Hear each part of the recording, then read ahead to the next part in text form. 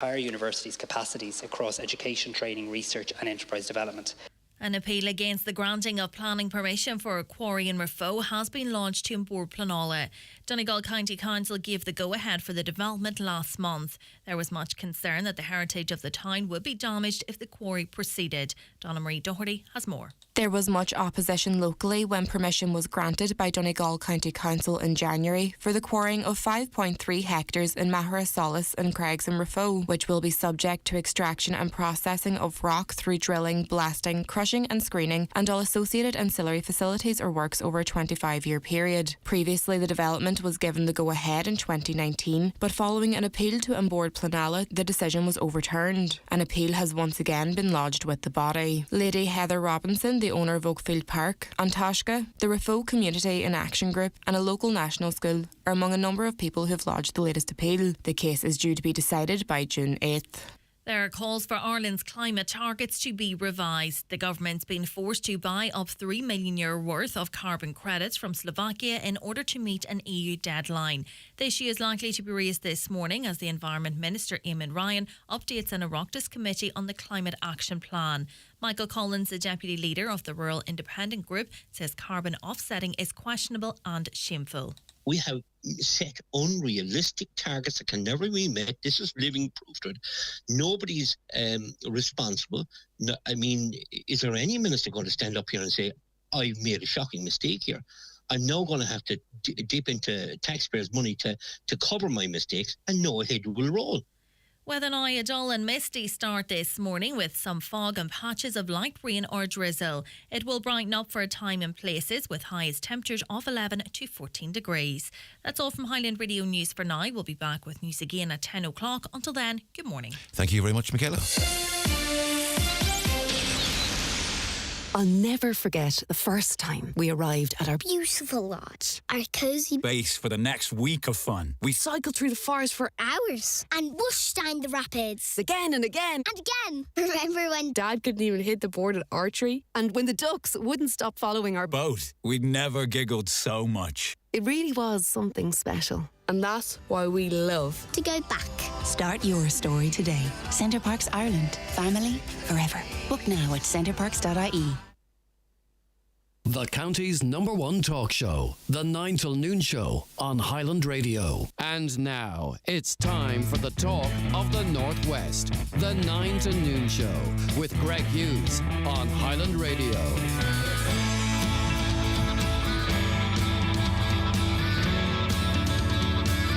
And a very good morning to you. It's Donald Kavanagh on the programme this morning with you until 12 noon, as the name of the programme suggests. A very, very busy show lined up. A very interesting first guest indeed coming up very shortly. But before we do anything else on the programme, let's remind you that the centrepiece of this programme, guests are wonderful, the conversation is wonderful, but the absolute centrepiece of this programme is your views, your perspectives and your take on what's happening in the Northwest and beyond. You can contact us by texting us or WhatsApping us on 086 60 25,000. You can call us on 074 91 25,000. You can use that number as I say, for WhatsApp messages as well. And you can contact us via social media. It's at Highland Radio on Twitter. It's Highland Hub on Facebook.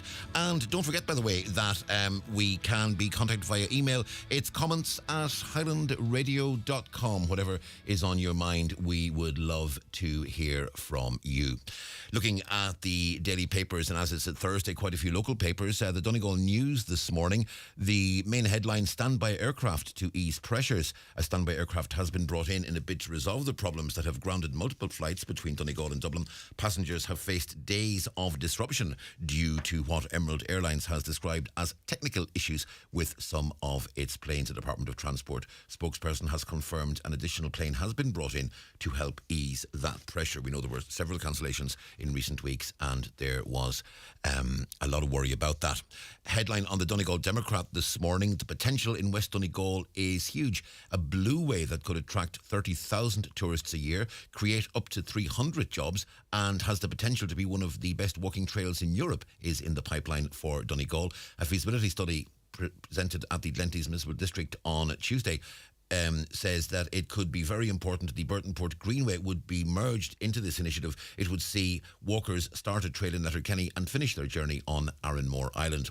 Also a picture of the Mayor of Donegal Town, Pádraig Kennedy, using a timber frame to show the exact size of a power unit that's proposed to replace the existing cabinet to the left in black on the photograph there, and that's in the Diamond in Donegal Town. Interesting picture, that.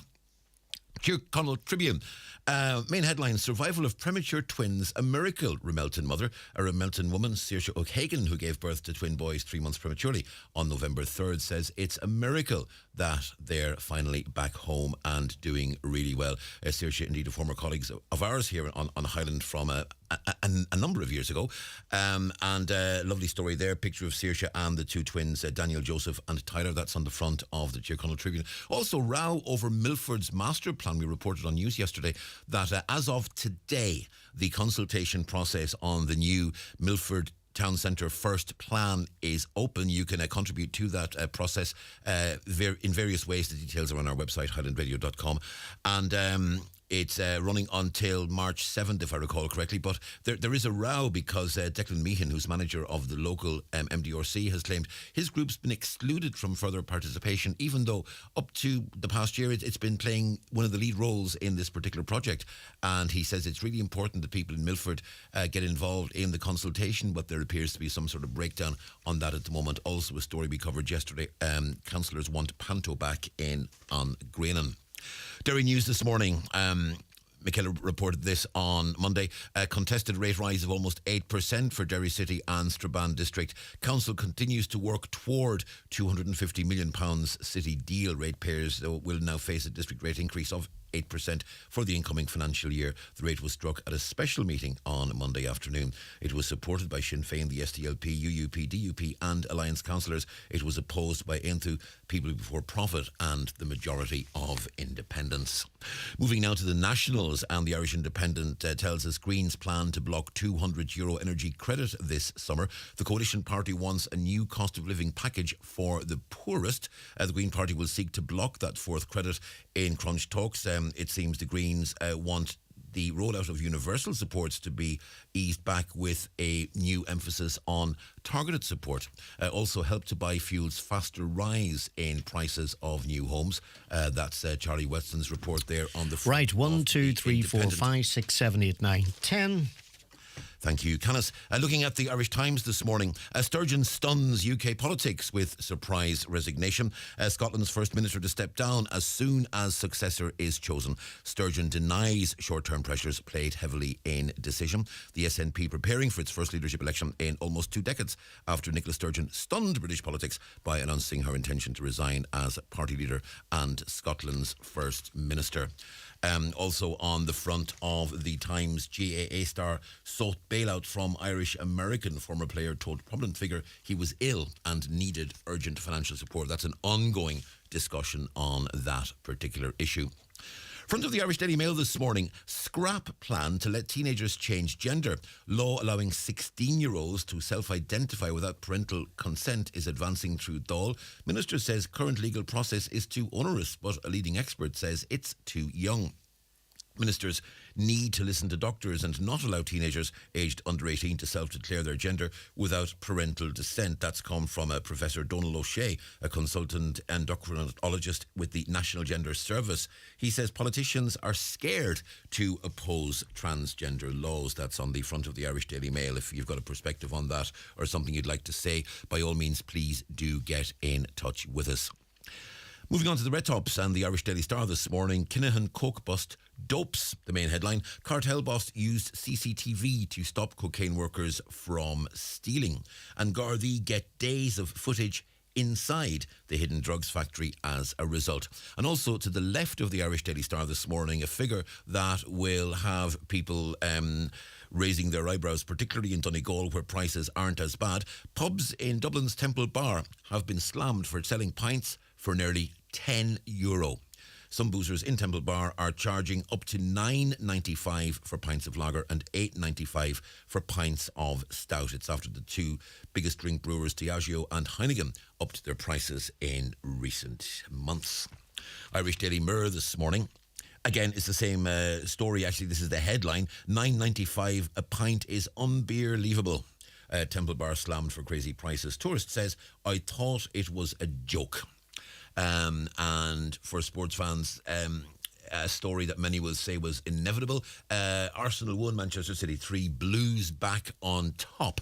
Manchester City back on top of the Premiership after defeating Arsenal 3-1 in the Emirates Stadium last night. Irish Sun, RTE stars' wages revealed, 145,000 pay cut, with Ray Darcy taking that. He picked up €450,000 in 2019, but new figures reveal he trousered just at €305,000 in 2021. I can confirm, you'll be surprised to hear that that's still more than I took home in fact, in quite a few years combined, truth be told.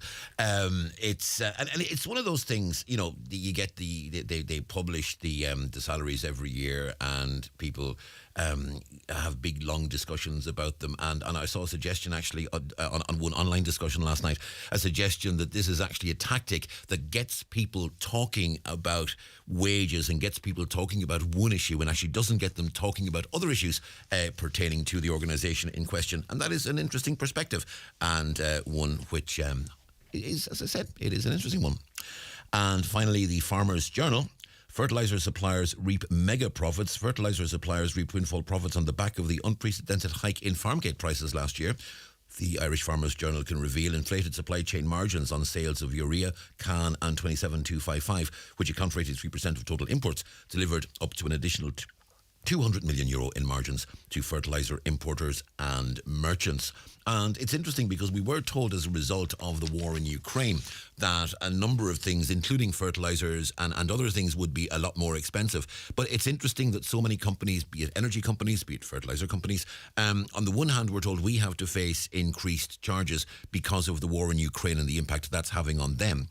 But then at the same time, these companies seem to be announcing huge profits. And that's kind of raising a number of questions, which are interesting, to say the least. It's the 9 till noon show on Highland Radio. Don't forget, you can get in touch if you wish to do so. And before we do anything else, we are going to take a break. Back with our first guest after these. The 9 till noon show is brought to you by Letterkenny Credit Union, offering low-rate car loans with fast approval. Apply online at letterkennycu.ie or in office today. At Shannon Airport, we know what makes a dream holiday. It's not just the huge choice of destinations like Chicago, Paris, Newcastle, Naples, Barcelona and Porto. It's the unique features that make getting through our airport a dream. Like affordable, easy access parking just steps away from your departure gate. So whatever dream holiday you're packing for, head for shannonAirport.ie. With more destinations than ever and a hassle-free airport experience, we'll get your holiday off to a dream start. Shannon Airport, making it easy.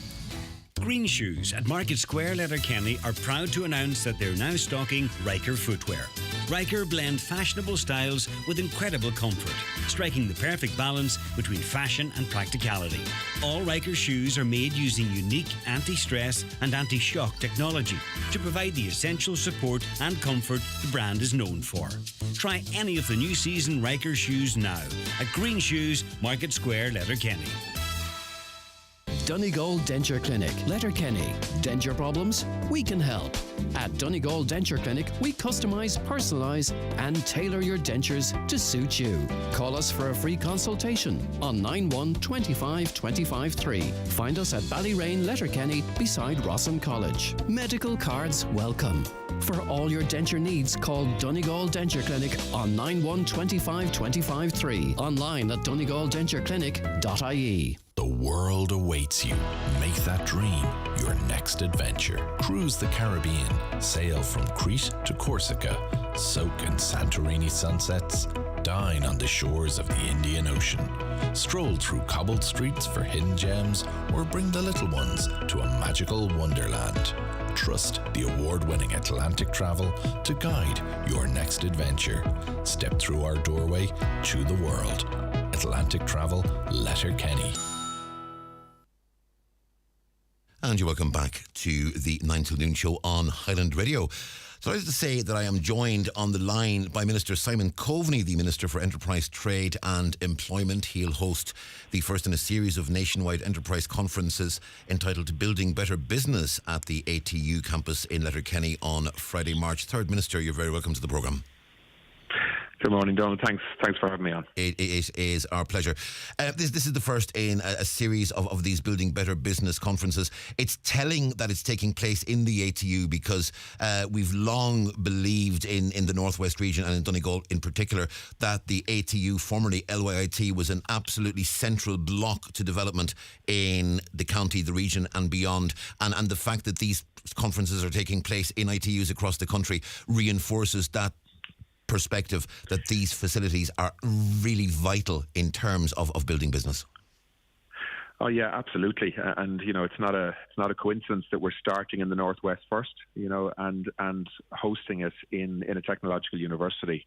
The Northwest is a really important part of our national economy, and so we're starting in the Northwest. And actually, ironically, after we're having 9 different meetings around the country, and we're finishing in Dublin. But yeah, this is, I've only been in this ministry for a couple of months, and I really wanted to get out around the country to speak to business people, to talk to them about the pressures that they're under, to make sure that we're providing the necessary supports and policy platform to allow businesses to grow, to expand, to employ more people right across the country. And there's going to be a big focus on, I suppose, 2 policy themes. One is digitization, and the other is a decarbonisation. That sounds kind of technical, but effectively this is about helping businesses to get online and to open up new business opportunities through digital access and so on. And there's a lot of government support to help businesses do that, and we wanted to talk to businesses about how best we can help them. And the other then is to try to drive down the carbon footprint of businesses, to help them with their energy costs, but also to help them reduce the amount of energy that they use in the first place. And again, there's supports and grants and so on to help them do that. And we'll have all the state agencies there, the local enterprise offices, Enterprise Ireland, IDA, SEAI, and if there are local business support infrastructures as well, we'll have them there. So it's something that I'd really encourage businesses to register for. You have to go onto enterprise.gov.ie onto the website to actually register, so that we know who's coming, and then we can make sure that we have a successful event that has, this isn't going to be an event where a whole series of politicians get up and speak to people. It'll be much more interactive than that. All the agencies are there with effectively advice and support programs for businesses to help them get through what has been a difficult period, particularly in terms of managing energy costs. One of the really important things when it comes to digitalisation, particularly in the more rural parts of a county like Donegal, is access to broadband. Now we are seeing through Uachtaráis na Gaeltachta, through Donegal County Council and through other bodies that are setting up digital hubs, and there's a lot of work going on. And what's coming through time and again because of those hubs is where there is good broadband, there is development. However, the converse is where there isn't good broadband, your prospects of getting good development is diminished considerably. With that in mind, obviously Donegal is one of the counties that's looking toward the National Broadband Plan and getting that rolled out as quickly as possible. Is there any way that can be expedited so that if businesses from the more isolated areas of Donegal are coming to this, you can give them some good news and say, well, look, you're going to have broadband in a matter of weeks, in a matter of months, rather than, as they've been told up to now, a matter of years? Well, look, I mean, first of all, you're dead right. If there's not good broadband connection, that's a huge inhibitor to business growth. And we face that in other parts of the country as well. In my own county in Cork, we've seen towns like Skibbereen that have had high-speed broadband access have thrived, and other towns not too far away from there have had huge problems because they haven't had the same connectivity. So that's why we're spending literally billions of euros on rolling out high-speed broadband access to all of the 500,000 buildings that are effectively outside of the normal sort of commercial access to high-speed broadband through the National Development Plan, or through the National Broadband Plan. So look, we'll be trying to roll that out as quickly as we can, but there is pressure obviously from lots of counties to prioritise that rollout. But we are pushing the teams that are delivering the rollout of the National Broadband Plan to do it as quickly as possible, and if possible to fast track that, because you're absolutely right. So many businesses will be prevented from reaching their potential if they can't get access to high-speed information flow in and out through fibre optic cables, which is what the National Broadband Plan is all about. Your party, and I think... Your party colleague, Colin Markey, highlighted this week that what we're beginning to see once again is a slight widening of a gap between the Border and Midlands and Western regions and the East and the conurbation of Dublin. And it's coming, becoming a matter of concern now that this region is starting to lag behind again. Is that something that's going to be in your mind as you're looking towards these conferences, looking towards developing businesses? And will that in any way prompt you and your colleagues in Cabinet to get more targeted supports to try and build up business and build up development in the regions affected? Yes is the straight answer to that. And, Colin Markey is right to raise those concerns, and he's not the only one saying it.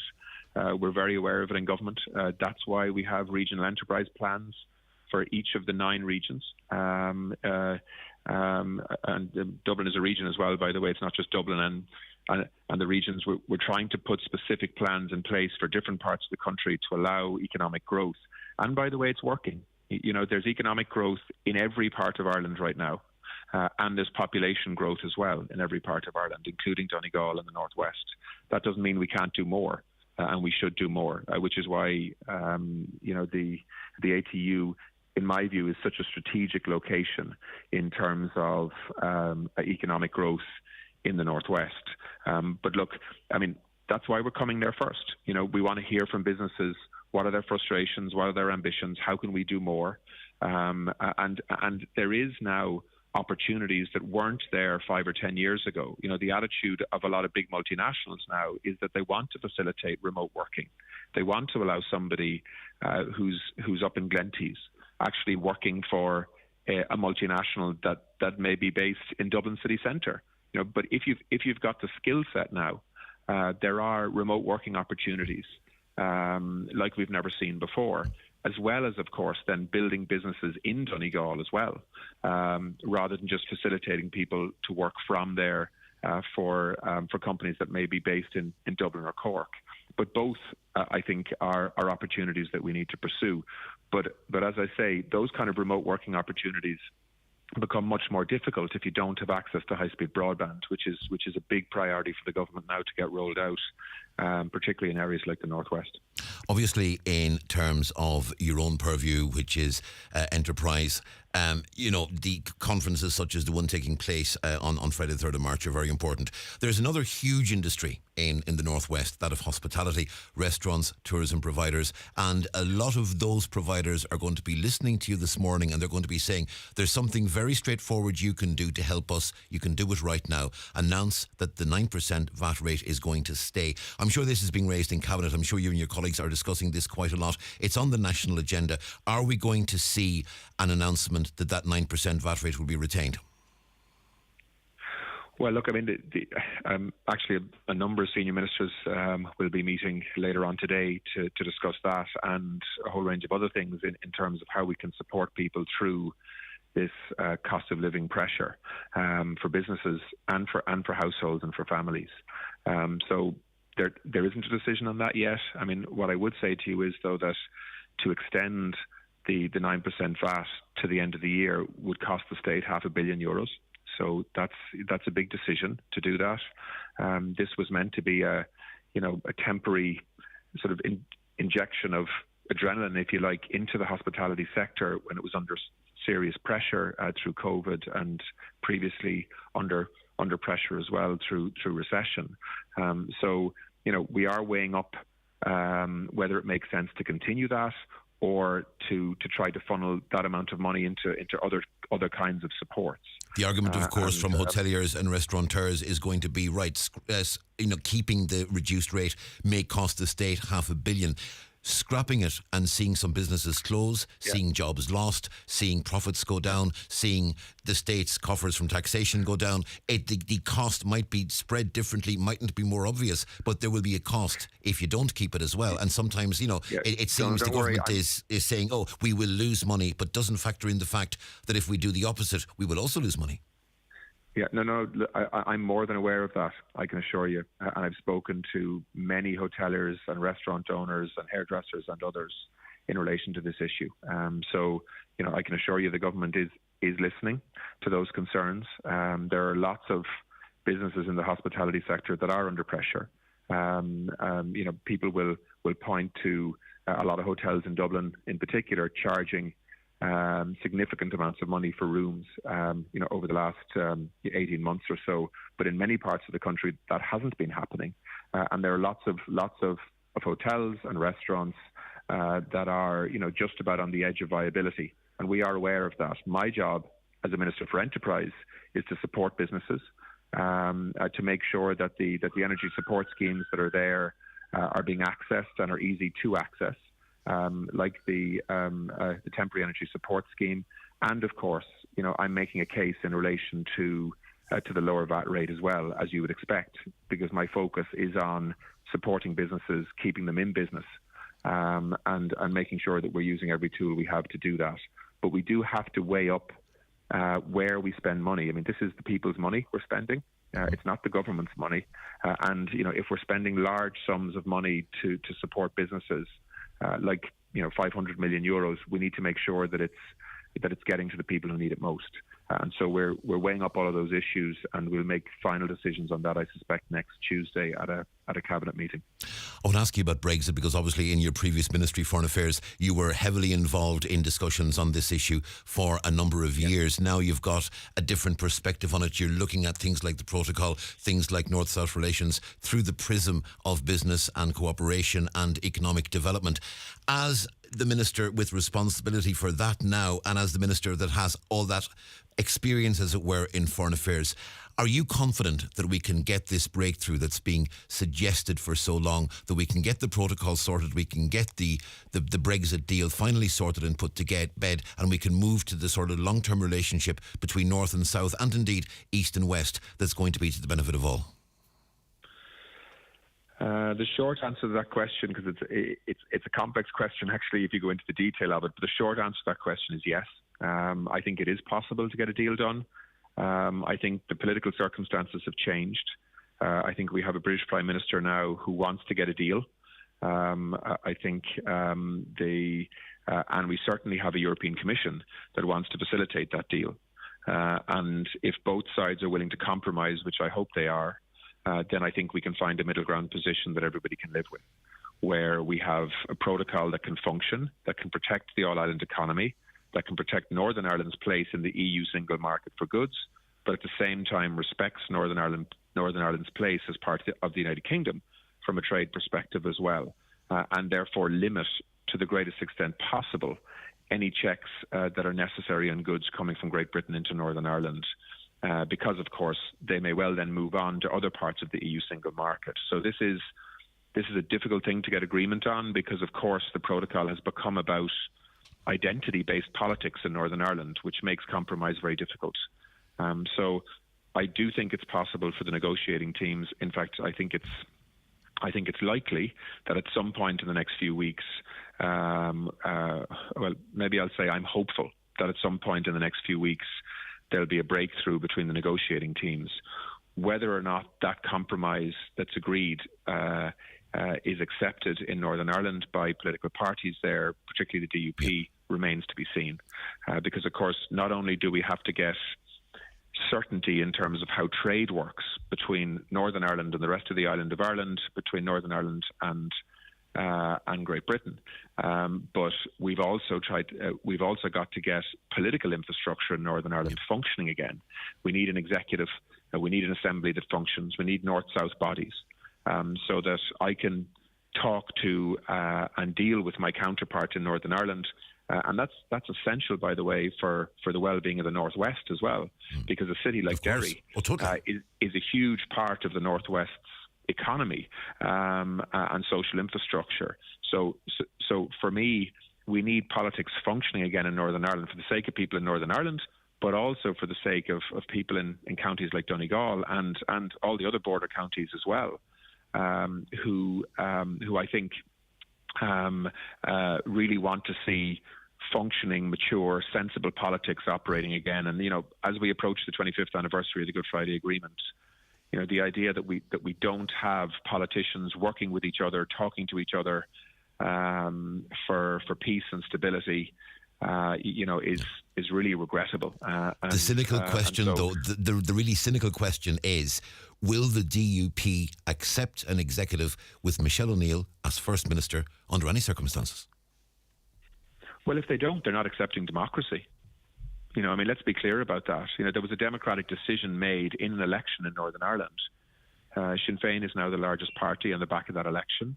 And the agreements that we have in place means that the largest party selects the First Minister. If the DUP were the largest party, Sinn Féin and other parties would have to accept a DUP First Minister. And if Sinn Féin are the largest party, well then, I would expect as Democrats that all of the other parties would accept that too. That means a change in Northern Ireland. We know that in terms of the politics there. But I certainly hope and expect that all parties, if we can get these protocol issues resolved, will recognise that Northern Ireland needs a government. People there are facing the same challenges that we're all facing in terms of cost of living, in terms of pressure, in terms of energy costs and other household costs and so on. They need politicians, coming up with solutions and supports for that, just like we have to do in government. And that's not possible at the moment in the way that it should be in Northern Ireland. And I hope everybody can reflect on that. I think, and I certainly hope, there will be a sensible compromise between the EU and the British government on how the protocol functions in the future. And I hope on the back of that sensible compromise, the DUP and others will be able to facilitate functioning government in Northern Ireland again, so that we can get on with the work that we need to do together for the betterment of people both north and south. Minister Simon Coveney, thank you very much indeed for speaking to us this morning. And just a reminder that you'd be in Letterkenny on the 3rd of March, Friday the 3rd, for the launch of that Building Better Business Conference in the ATU campus. Once again, could I just say, it's Friday the 3rd of March. It'll be from 9 in the morning until lunchtime. It's really worthwhile for businesses to register for this. Just trust me on this. We're putting a lot of work into it. There'll be a lot of support there, a lot of information there to help businesses get through these energy pressures, but also to plan for the future. So I'd really encourage businesses to register, and they can do it on enterprise.gov.ie. That website will be open from this morning. And no doubt you'll be working the room and speaking to people and sort of gauging the temperature, and you'll take the perspectives that come from that and those discussions back to Dublin as well. Minister, thank you very much indeed. Thank you. Anytime. Cheers. That was Minister Simon Coveney there. It's 25 to 10. Going to take a short break. Back after these. Watch the show live now on YouTube, Facebook and at highlandradio.com. The 9 till noon show is brought to you by Letterkenny Credit Union. Digital loans now available. Apply online or via our app today and get your loan transferred directly to your current account. At Centra this week, we have great mega deals like Centra Fresh Irish Part-Bone Chicken Breasts, 610 gram, only €5. And for Pancake Tuesday, selected Oddlums, Home Cook and Nutella products, any 2 for €4. Plus, iHeart Pinot Grigio, only €9. Smart choices, choose Centra. Centra, live every day. Enjoy, call sensibly. Donegal Denture Clinic, Letterkenny. Denture problems? We can help. At Donegal Denture Clinic, we customise, personalise and tailor your dentures to suit you. Call us for a free consultation on 91 25 25 3. Find us at Ballyrain, Letterkenny, beside Rossin College. Medical cards welcome. For all your denture needs, call Donegal Denture Clinic on 91 25 25 3. Online at donegaldentureclinic.ie. Take something old and make it new with the Vacant Property Refurbishment Grant. Get up to €30,000 for a vacant property or €50,000 for a derelict property to help you create your new home. Plus, the scheme now includes cities, towns, villages, and all rural areas, so there are more options than ever. Breathe new life into an old home. Head to gov.ie/vacancy for more information on how to apply. An initiative of the Government of Ireland. The Rock and Roll Years and Dancehall Days is back for the last time. The smash hit show where the cast take you on a roller coaster ride of nostalgia with over 40 hit songs from the 50s and 60s. Don't miss this record-breaking musical filled with musical memories at the Millennium Forum, Derry, Thursday the 23rd of February. Tickets at the box office. Wet n Wild is celebrating 20 years in business with a massive 20% off absolutely every product in store in February. Choose any top outdoor brand product in store and we will deduct 20% of all prices at the till. Buy premium quality outdoor clothing, footwear and equipment today and save 20%. This is the 9 till noon show on Highland Radio. It's Donald Kavanagh with you on the programme until 12 noon today. A comment from a caller says, "Hi Greg, what about all the scams, the ones at Leinster House, i.e. nursing home scandal, disability allowances being taken off people, information being leaked to friends and people putting up posters and getting big contracts?" So asks a caller. Interesting story in the news this morning. The Transport Watchdog has received 229 complaints about taxis not accepting card payments or not having a card payment machine. Passengers sent them to the National Transport Authority between last September and the end of January. Every taxi has been required to accept credit and debit card payments since September. Now, we've been speaking to a number of taxi operators in the county here, and one of them gave us a very interesting story and said, look, it's all well and good, but here's one of the problems here. I do have a card doodah in my taxi. I took a passenger from Letterkenny to a rural area within about 20 miles. We got there was no coverage, could not get the car to work.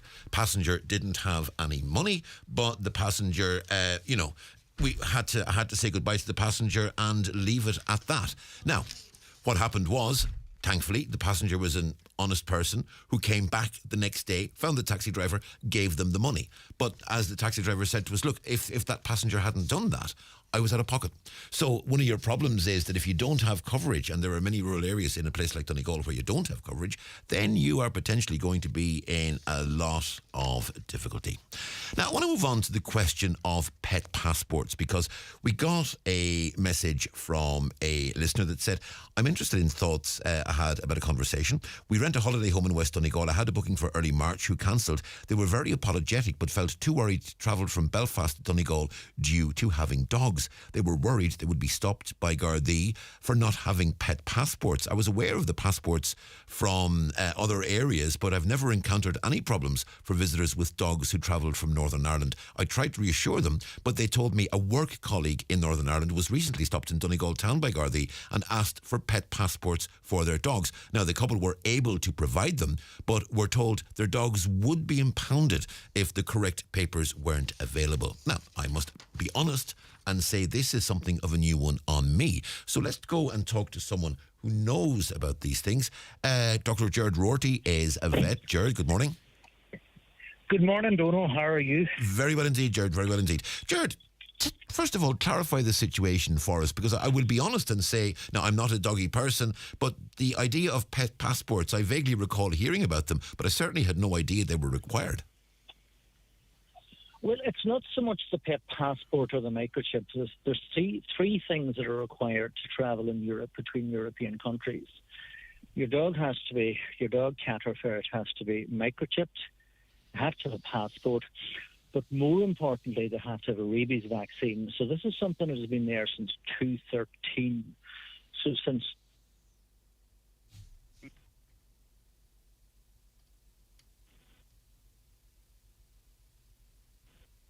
No, I think we may have lost Dr. Rorty there we'll maybe just try and get Dr. Rorty back on the line. If you'll just bear with us for a moment. We just lost that call briefly. Just as I say, bear with us. But just as we say, I'll just go back to the letter we got, because there's a little bit more to it. The caller says, I was shocked to hear this. We have numerous visitors from Northern Ireland who bring their dogs. It seems a bit crazy when we as a county, we rely on tourists, and if Gardaí are scaring them away with these regulations, I don't encourage going against regulations, but I can't see how this is the remit of local Gardaí.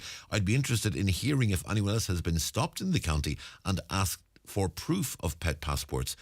Caller says, I don't wish to speak myself. I would prefer to remain anonymous. The caller is, as we said, a tourist operator in the county of Donegal. And it is an interesting question. We're just looking to see if we can get Dr. Gerard Rorty back and continue the conversation, because it's an interesting one. As I said, I will confess a level of ignorance myself on the matter.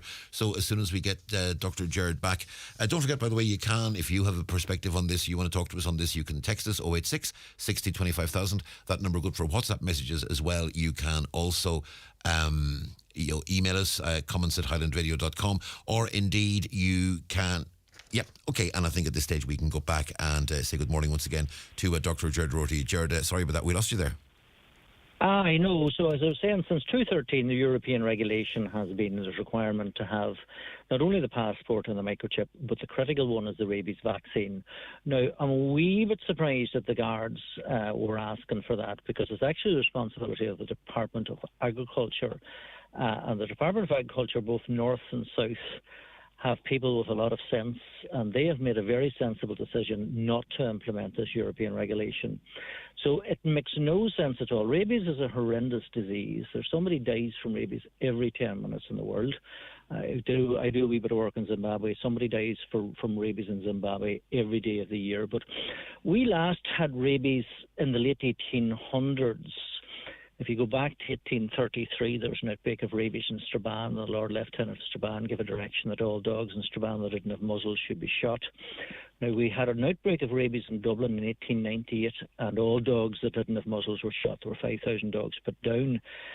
So the last cases in either Britain or Ireland was around 1901, 1902. Some of the soldiers coming back to the Boer War brought dogs back with them for rabies, and similarly in the First World War, some of the soldiers brought dogs back. We've had no rabies since, and given we're an island, and given Britain's an island, there's no risk of us getting rabies, because any dogs coming in from elsewhere to either island have to have a rabies vaccine. But it's something that slipped in under the radar. It should have been sorted in 2013, and it wasn't sorted. As you say, we are an island, and that is an interesting issue, because putting the geopolitical situation to one side, surely the situation should be, if the question is can rabies hop from island to island, from landmass to landmass, should the island of Ireland be treated as an island for these purposes, rather than go down the geopolitical line of saying that Northern Ireland is part of the UK, and once you cross the border at Bridgend or at Calais or wherever, effectively you're going from the European Union to a non-European Union country. The reality is this is an island. Well, exactly. And, irrespective of your political stance on the protocol, and I was listening to you talking about Simon Coveney earlier, so irrespective of whether you're nationalist, unionist or other, or which of the three tribes you're in, I think everybody will agree with Edwin Poots, and Edwin Poots said this is total nonsense. We have a common travel area between Britain and Ireland. We should have a common pet travel area between Britain and Ireland. But again, it was something that should have been identified in 2013. 2013, somebody should have said, listen, this is ridiculous, expecting dogs going from south to north, or indeed dogs going from Scotland to Stranraer. Now, it has fair old financial consequences. I'll give you a case in point. A lot of the abandoned dogs in Donegal are rehomed in Scotland. So charities end up spending a lot of money. A lot of those charities are a bit like Donald, a bit like yourself and myself, Donald, insofar as we'd obey the last letter of the law, and we'd want to have everything right. We'd want to have our TV licence, we want to have the car tax, and similarly, if we're required to have a rabies vaccine, we'll go out and get it. So that's an extra €100 those dogs are all getting to be rehomed in Scotland. There is no need to be spent at all. But really importantly, this is affecting tourism, because if you go onto the Board Fáilte website or the Irish Ferries website or the Department of Agriculture website, it's very clear. If you're bringing dogs into the Republic, they've got to have the rabies vaccine. Now, you just don't go and get a rabies vaccine and be ready to go. You've got to allow an immune period then to last for about 3 weeks, so you've got to wait then. And in addition, there can be a lot of side effects. So a lot of people might say, well, do you know what?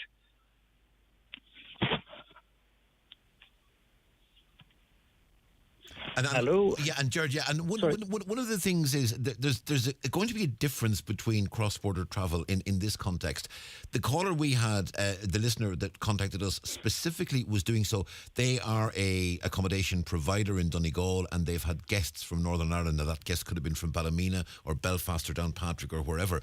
But the reality is you're going to have a situation where there's going to be people in Derry who have relations in Buncrana. There's going to be people in Newton who have relations in Strabane. There's going to be people in Rafo who have relations in Ballykelly, and they're going to be hopping over and back to visit each other all the time. Granny's going to see grandchildren, auntie's going to see nephews and nieces, and the chances are they're piling the dog into the back of the car and going over and back regularly. They are, but the good news is I know our Minister for Agriculture, I know Charlie McConnell is very actively looking at this at the moment. He has set up a working group to persuade the European Commission that there's no risk, as you say, if a dog from Derry coming out to the beach in Thorn bringing rabies, or somebody from Bangor going on holidays in Portneuf bringing rabies, or vice versa, somebody deciding to visit Granny in Dungiven and bringing the sheepdog with and taking rabies that way. Now, and again, going back to the Northern Ireland Protocol, it highlights that, there are small anomalies that need to get ironed out, but the feedback from my veterinary colleagues, both north and south, as I say, is Minister McConnell is on top of this. He's looking at this, and I think it will be ironed out. Now, I want to go to Councillor Michael McClaverty, who's on the other line. Michael, good morning to you. Good morning, Donald. Good morning, Gerald. Good morning, Michael. Just to the point there, Donald, about it's great, surely we've got away now for whatever, dozens and dozens of years. Gerald's pointing out there were out rabies, and touch wood and please God that'll remain into the future, that we never have rabies.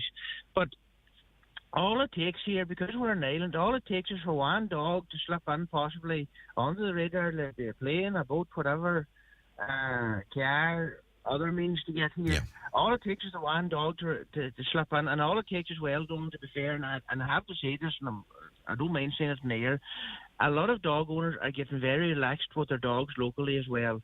They'll be running on the beach wild, they'll be running after sheep. No, when you have that going on, if you're a dog owner, to be fair, regardless whether you have a poodle or you have an Alsatian or you have something bigger, it's your responsibility. The buck stops with you. It's totally your responsibility.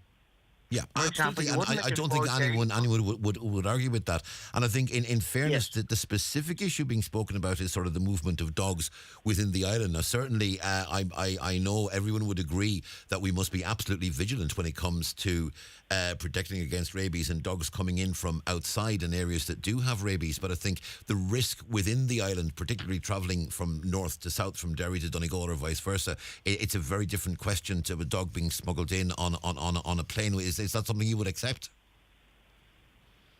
Well, of course it is, yes, Donald, to be fair. But it's just back to the same thing again. Like, I mean, even probably for a certain generation today, teenage, early 20s, so on, they mightn't even be aware of what rabies is.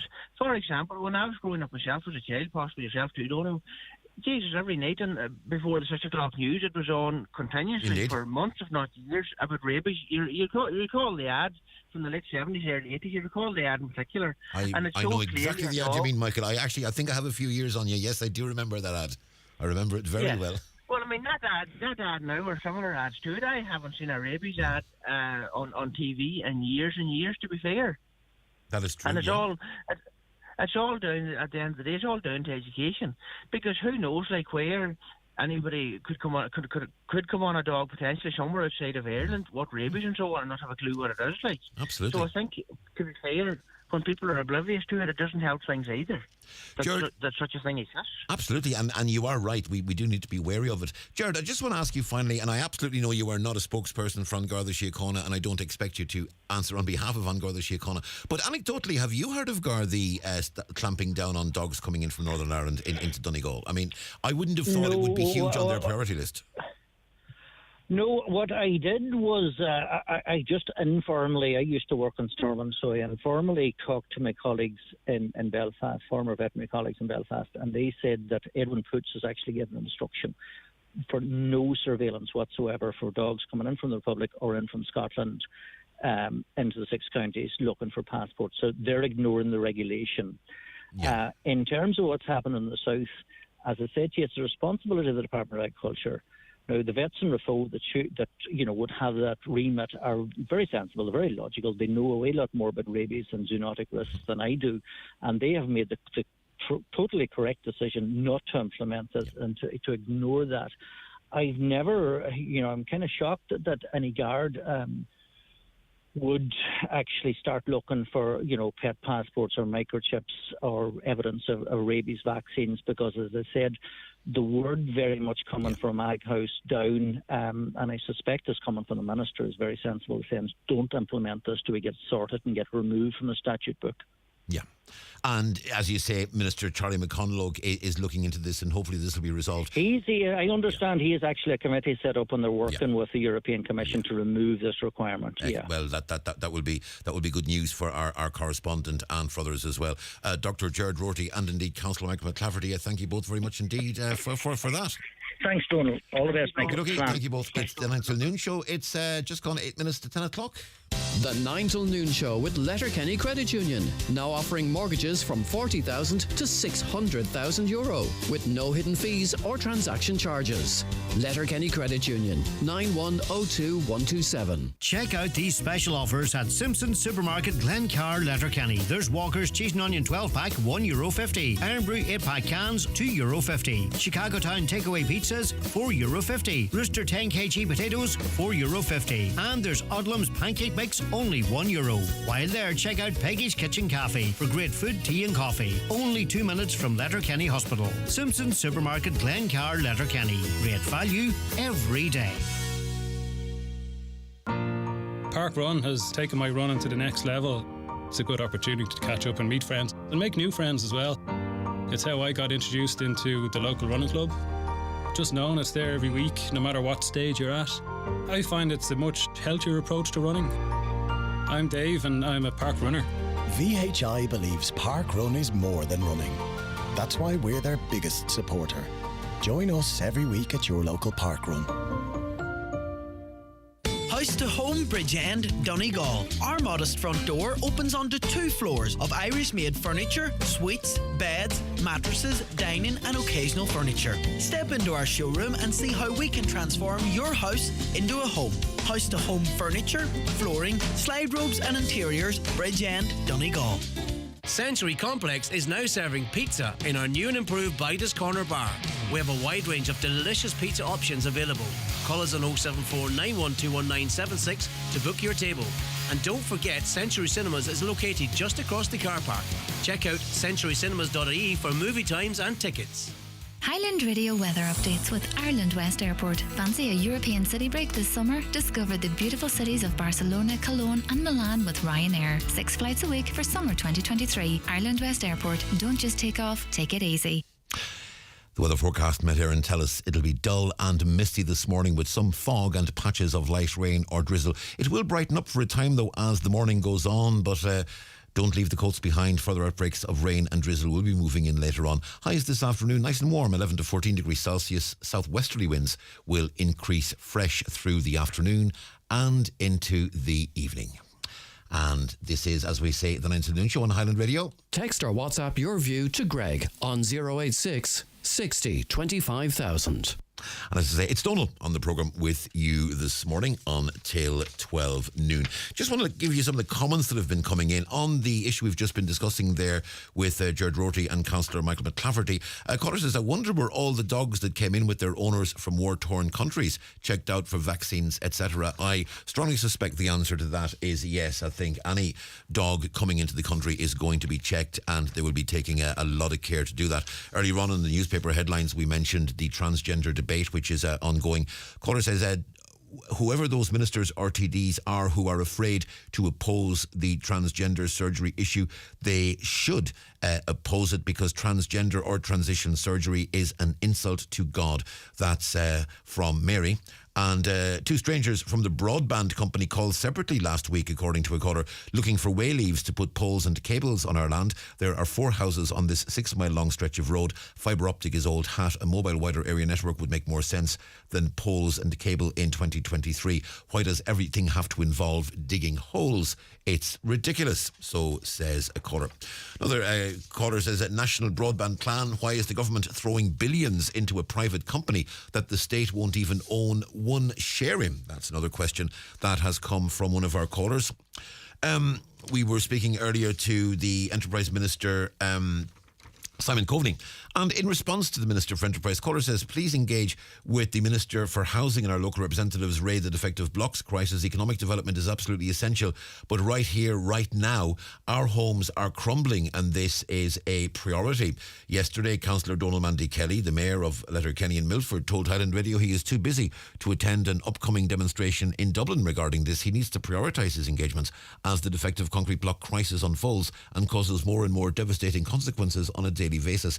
The voice of Donegal needs to be represented by our local representatives to ensure equality with those living in Dublin. We all have other commitments and engagements, but must put our shoulders to the wheel to minimise the devastation and trauma caused by the biggest crisis of our time. And so says a caller. Another caller, hello and good morning. I know you are sick listening to this, but it's a joke in the emergency department in the hospital. My daughter went in, urgently sent in by her GP. She is on a wheelchair in there since 10 yesterday morning. Many more very sick and elderly people are sitting on hard wheelchairs, not even a blanket to put around them. If someone doesn't do something, someone will die, as I speak for all who are there. It's so unfair. It's a joke. I feel so sorry for anyone who have no one belonging to them. That's a call from one of our listeners. And the situation in the hospital obviously remains a very difficult one for everyone involved. And hopefully, caller, your daughter will be seen soon and we can find some resolution.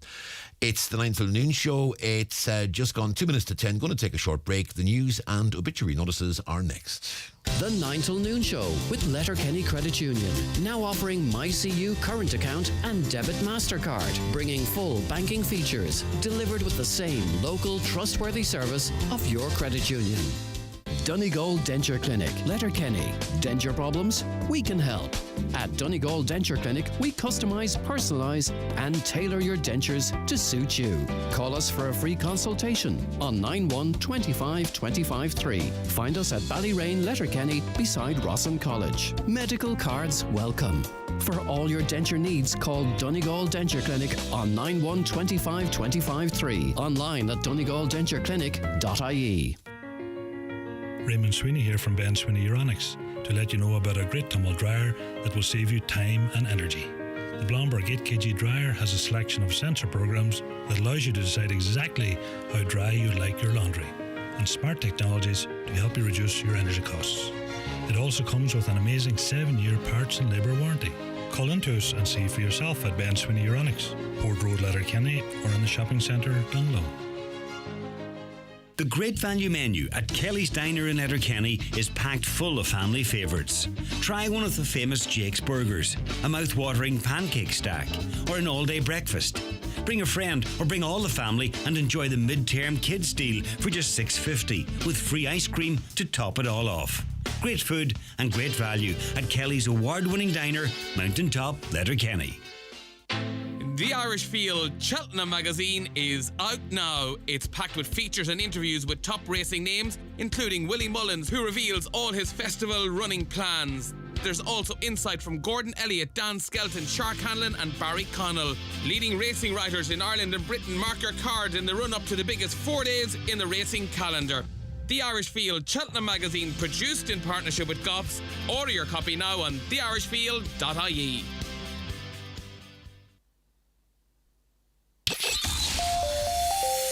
Live, on air, online and on the Highland Radio app. This is Highland Radio News.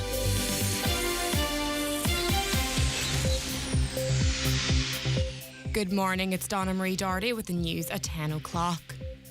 Plans to cut the opening hours of the National Driving Licence Service office in Letterkenny have been paused. Minister Jack Chambers has confirmed that he requested the closure of the office on a part-time basis does not go ahead at the moment. He says the office will currently continue to operate as normal while he reviews a report from the RSA. Donegal Deputy Patrick McLaughlin, while welcoming the update from the Minister, says there needs to be a guarantee that the service remains in place. He has confirmed that they have paused these plans and now he has got some report from the Road Safety Authority and he's considering that. So I'm not asking for it to be paused. I'm asking that it does not go ahead and that this public service to the Donegal people is not eroded. I felt the service as it is wasn't up to standard, but any suggestion of reducing it further is just totally unacceptable. I hope that these plans by this private company are not allowed to go ahead.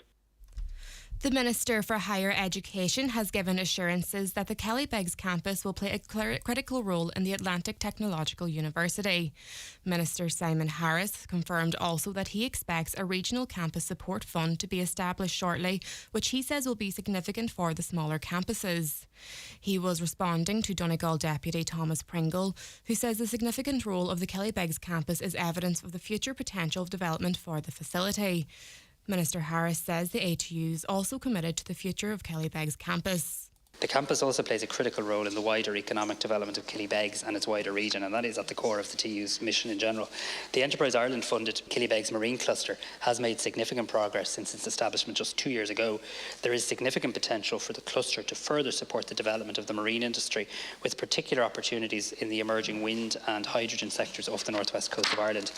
ATU do see this as an area of major potential in the years ahead, and one that will engage the entire university's capacities across education, training, research and enterprise development. An appeal against the granting of planning permission for a quarry in Rafo has been lodged to Ambord Planala. Donegal County Council gave the go-ahead for the development last month. There was a concern that the heritage of the town would be damaged if the quarry proceeded. Michaela Clark has more. There was much opposition locally when permission was granted by Donegal County Council in January for the quarrying of 5.37 hectares at Maharal Solis and Craig's Rafo, which will be subject to extraction and processing of rock through drilling, blasting, crushing and screening and all associated ancillary facilities and works over a 25-year period. Previously, the development was given the go-ahead in 2019, but following an appeal to Ambord Planala, the decision was overturned. An appeal has once again been lodged with the body. Lady Heather Robinson, the owner of Oakfield Park, and Tashka, the Rafo Community in Action Group and a local national school are among a number of people who have lodged this latest appeal. The case is due to be decided by June the 8th. The Minister for Enterprise, Trade and Employment says delivering high-speed broadband to the northwest is a priority for government to facilitate remote working opportunities and the opening of new businesses in the region. Minister Simon Coveney is hosting a Building Better Business in the Northwest event at Atlantic Technological University's Letterkenny campus on March 3rd. It will highlight the opportunities and challenges presented by digital transformation and decarbonisation. Minister Coveney told today's 9 to Noon show that the positive work is ongoing to enhance opportunities. We're trying to put specific plans in place for different parts of the country to allow economic growth. And by the way, it's working. You know, there's economic growth in every part of Ireland right now. And there's population growth as well in every part of Ireland, including Donegal and the Northwest. That doesn't mean we can't do more, and we should do more, which is why, the ATU, in my view, is such a strategic location in terms of economic growth in the Northwest.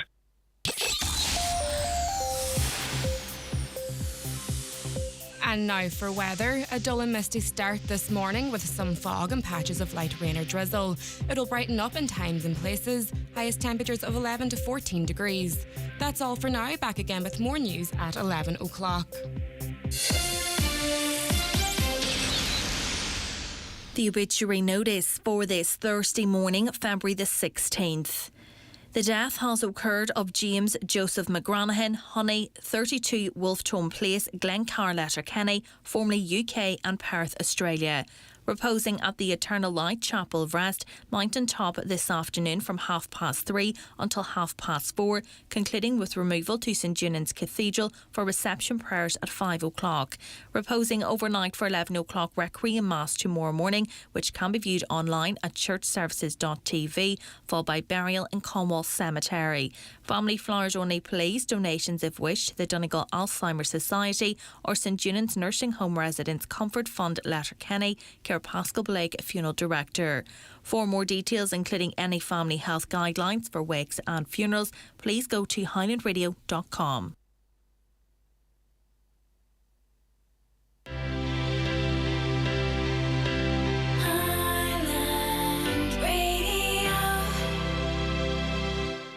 Super Value makes saving money as easy as 1, 2, 3. 1. We match Aldi on the products you love, like Super Value Medium Red Cheddar, $1.69. Super Value Icing Sugar, 80 cents. 2. Get thousands of special offers. And 3. Money off vouchers every week on the app. So, follow the 1, 2, 3 and save money at Super Value.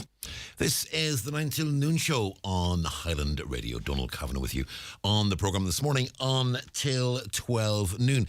Coming in from a caller, they say, "Good morning, Donald Ray. Michael McClafferty's comments. May I please ask what I'm supposed to do with my dog when travelling from Donegal to Dublin, which I do on a regular basis? Scaremongering does not serve us well. We need to recognise that Ireland is one country. There is no need for us to bolster the divide in our society more than it already exists." Now, I think in fairness, what Councillor McClafferty was referring to wasn't travel within the island of Ireland. He was speaking about travel from Europe and other countries that may have rabies outside of the island of Ireland into the island of Ireland, and that would count equally for Northern Ireland and for the Republic as well. And in fairness, I mean, yes, and I he was right in terms of he was referencing ads that would be on the TV, and they were very graphic ads. And I remember too, if you were going, obviously international travel wasn't as big when I was in my sort of a child and in my teens as it would be now. But certainly I remember the first time I was taking a ferry over to France with the Scouts back in the 1970s. I remember even in Russell Airport there were sort of big, huge, rabies is dangerous, and pictures of, dogs foaming at the mouth. And I mean, rabies was a big thing, and rabies was the sort of thing you were sort of slightly scared of. And I was afraid of rabies when I was a child because, and Councillor McClafferty was right, the advertising with regards to rabies was so prevalent at the time, and you don't see it anymore. And, rabies does remain a threat, as you heard Gerard Rorty say. I mean, someone dies of rabies worldwide every 10 minutes. I mean, and that is a shocking statistic. And it is, by all accounts, a really, really horrendous disease. Now, we have managed through vigilance and through good policy to keep rabies off the island of Ireland. Now, Edwin Poots, as Gerard Rorty said, Edwin Poots has more or less said, look, we do not need to implement regulations, because what tends to happen, and we do have a geopolitical situation, yes, and geopolitically the European Union stops at Bridgend. Geopolitically the European Union stops at Calais. It stops at Lochnatloi. I mean, that is the geopolitical situation. The reality is this is an island. And that's the reality. And sometimes you do have to put sort of the politics of it to one side and recognise the geographical reality. This is an island. And the best way for the island of Ireland to tackle the issue of rabies is to treat the island of Ireland as an island. And one of the arguments you're going to get when we're talking about all this protocol stuff and all this stuff, linked with Brexit and all the identity politics and all the stuff that goes with it, one of the really important things that we must remember as people is that when we talk about North-South cooperation, this is the sort of thing we're talking about. We're talking about the reality of a shared agricultural network. And I mean, the fact is, a field, on the border at Calais or wherever, one field and the field beside it are technically in two different geopolitical countries. But I mean, they could be the same field. And really, it makes sense to have the same policy governing both. It's to everybody's benefit. And that was, I think, in fairness, said by Gerard Rorty there. And he was absolutely correct in saying that. So, yeah, Michael's comment, in fairness, when Michael McClafferty is talking about the danger and the risk of rabies, he isn't talking about bringing a dog from Downpatrick to Donegal or bringing a dog from Portnew to Portadown. That's not what he's talking about in this instance, I think, in fairness to him. Interesting to read on the Donegal News this morning that the former Donegal County Council Chief Executive, Seamus Neely, has been handed a senior role within Inland Fisheries Ireland. He was appointed after the Environment Minister, Eamon Ryan, removed the 3 remaining members of the IFI board on a no-fault basis. He's asked Seamus Neely and former Carlow County Council Chief Tom Barry to perform the functions of the agency, which protects fish stocks and habitats. The IFI has been in some disarray over the past number of years, with 5 members resigning as a result of a series of internal disputes and allegations, some of which have been made by way of protected disclosure. And maybe it's a good thing that a former chief executive of Donegal County Council, who knows the situation with regards to fisheries in this country, both in terms of the inshore fisheries and all other aspects of fisheries as well, because God knows it's been discussed by Donegal County Council often enough, to know that Seamus Neely, someone that has that knowledge, is now in a key position within Inland Fisheries Ireland. That is going to be a matter of comfort, I think, to a number of people, because it's always good to know that if you are lobbying for something, if you need something, if you're in a situation where you're dependent on a body, be it a government body, be it an NGO or whoever, it's always good to know that there is someone on that body and someone involved in that body who has your interests at heart, but more than has your interests at heart, understands your interests, because so much of what happens at the moment, I think, is because there are people in positions that don't understand the underlying realities. And we hear this so often about, people in offices in Dublin that don't understand what it's like in Donegal. And there is an element of truth to that. I was speaking to someone quite recently who attends meetings regularly in Dublin. And what they noticed was that the people in Dublin who set the meeting times inevitably will set the meeting times at times that suit them, and it doesn't seem to strike them that, if someone is travelling from Donegal, if they are to be there for a meeting at 10 o'clock, they're going to have to be leaving home before 7 in the morning, because they're going to have to, hit that long journey down and then potentially hit rush hour on the outskirts of Dublin as well. And it's like, and the person I was speaking to said they were particularly upset one day because there was a big discussion about when a meeting was going to be, and they were quite happy to call the meeting for 10 in the morning with someone travelling down to Donegal to the meeting.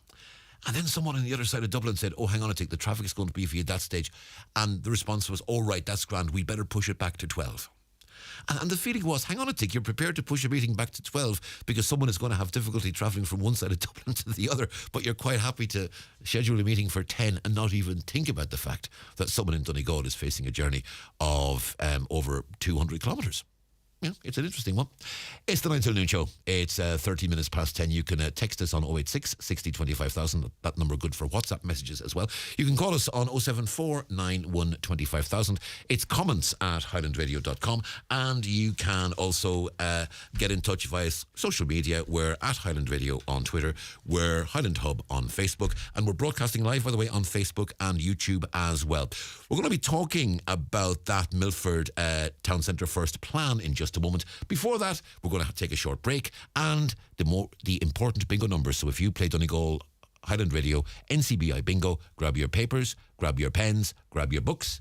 Here comes Canis. The county's #1 talk show, the 9 till noon show on Highland Radio. It's time for NCBI Bingo on Highland Radio. It's Thursday the 16th of February. Jackpot Day. You're playing for the jackpot prize of €14,600 on the pink sheet. The reference number is S14. It's game number 7. The jackpot number is 64. This number can come out in any position from the next 10 numbers drawn. And now, here are your daily numbers. 11, 79, 90, 54, 37, 81, 38, 9, 27, and finally 52. Phone your claim to 9104833 before 8 tonight, leaving your name, contact number and the name of the shop You purchased your book and we'll call you back the next working day. Get all your NCBI bingo information at highlandradio.com. Ready for a change or upgrade? Think Seat. With our wide range of award-winning Seat SUV, including the bold crossover Arona, the family favourite Ateca, or the spacious 7-seater Tarraco. All vehicles come with great offers on finance and PCP options. Book a test drive today by calling DMG Motors on 074 9721 396 or visit dmgmotors.ie. Choose your new 231 Seat with confidence with a visit to DMG Motors, Clare Road, Donegal Town. The Tyrconnell Blackfaced Sheep Breeders Association 11th Annual Female Show and Sale will take place this Friday 17th at Milford Mart. Please note the change of venue. The show is at 4 with the sale at 7:30pm. 37 in-lamb ewes and 16 dry-hogged ewes, Perth and Lanark type, with online bidding available on the LSL app. That's this Friday at Milford Mart.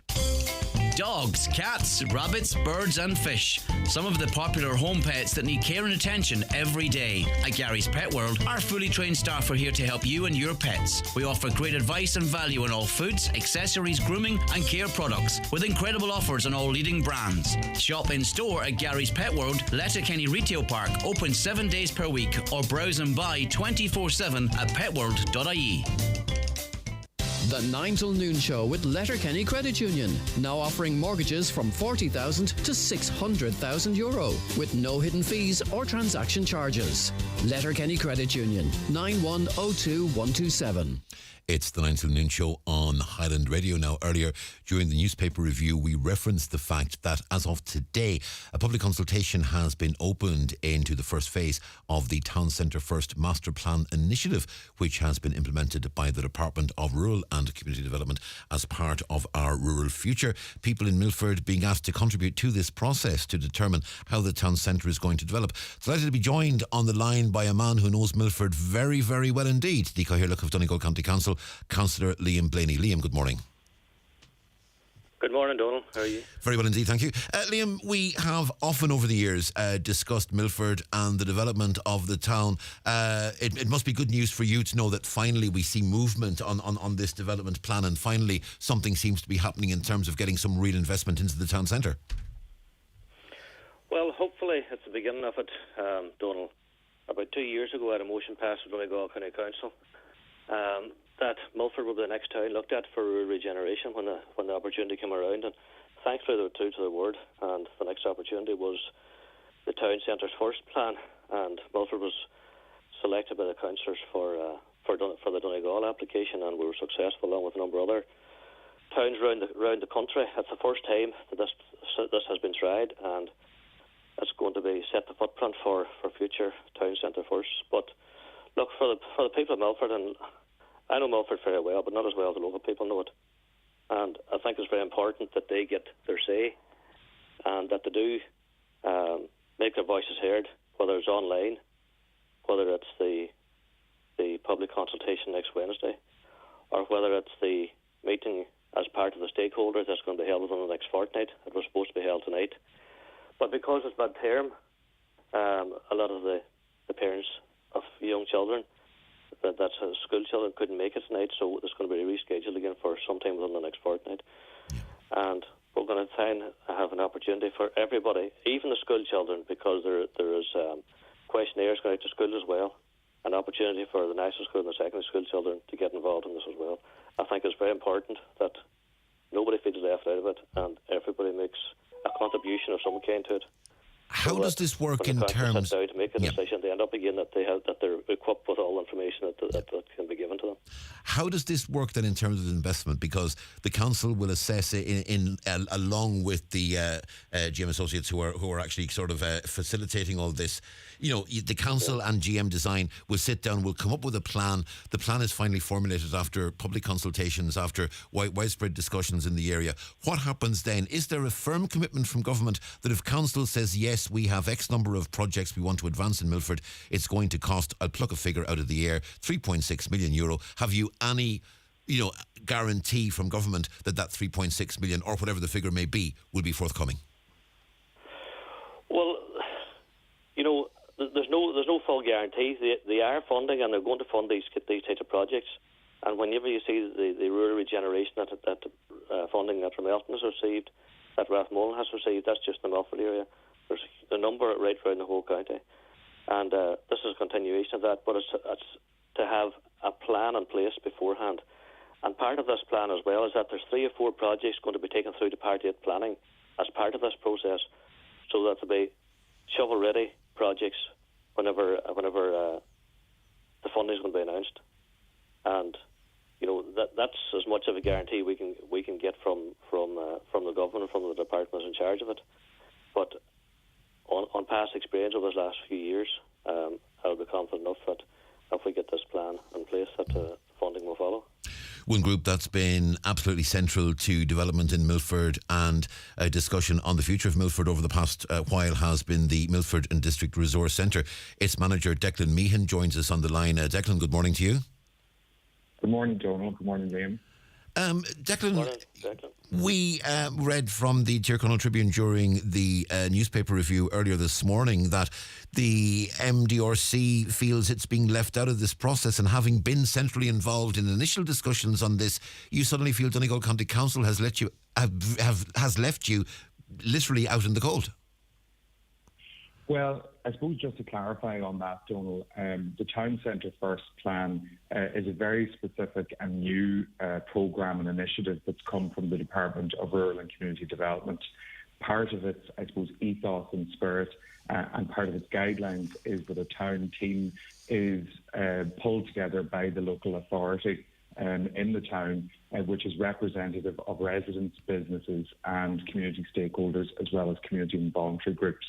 That town team is meant to be the absolute core of the process from start to finish over the course of the town plan process. Now, the council have not put together a town team, and they haven't put that formally constituted group together, which means that the community stakeholders don't have a formal voice at the table constantly. Instead, what the council have suggested is that because time is so tight, and just to clarify for your listeners, most of these plans, like the ones that Liam has mentioned there, Ramelton and Rathmullen being 2 local recent examples, these plans usually take place over the course of maybe 12 to 18 months. Milford actually has to have this wrapped up with the council by the end of June this year, because the whole of 2022, no real action was taken by the council on the plan. So we were told that because there wasn't really time to pull together a town team, that there would be a community stakeholder event which was due to take place this evening, but was postponed for the reasons that Liam outlined. So it's not that MDRC is specifically being excluded, it's that all community representatives that are meant to be formulated into that town team do not get their place at the table, which is actually meant to be at the centre of the whole process and not something that is just kind of tokenistically consulted on a once-off basis. Liam Blaney, from your own point of view, and you obviously will know Declan well, and you've worked with Declan on many projects, no doubt, over the years. I mean, is this something the council has dropped the ball on? And more importantly, let's look to the future, is this something that can be resolved and resolved easily? I don't know what there is to resolve, start off with, Donal, but, By starting off, by formulating a town team? Well, as far as I'm aware, that the council has gone through the proper procedures and the processes, and the councillors have already had numerous workshops. There has been meetings with cross directorate.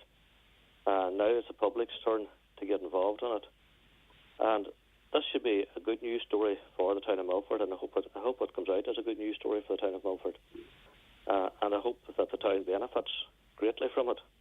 And there has been different projects down through the years done with Milford, and some may be positive for the town, some seem to not so positive for the town, and I think this is our chance to get it as near right as we can, and that's where the public come into this, and it's very, very important to hear the public's voice. The stakeholders, which Declan's MRDC is part of, will get their opportunity, as well as the public consultation process, whether it's online or whether it is at the drop-in event that's on next Wednesday evening from 3 o'clock to 8 o'clock. And I want to stress it's very, very important that as many people as possible attend that drop-in event, because we want every voice heard in Milford, including the school children who's going to have an opportunity as well. As far as the council is concerned, as I said, we already have had a number of meetings. We have expressed the time frame that is set out. We hope it's achievable. It is a tight time frame, but I'm glad that the council has that urgency about this plan, that they are trying to make it as urgent as possible and trying to have the whole thing completed before the end of the year. And I welcome that, rather than something that drags out for a long time.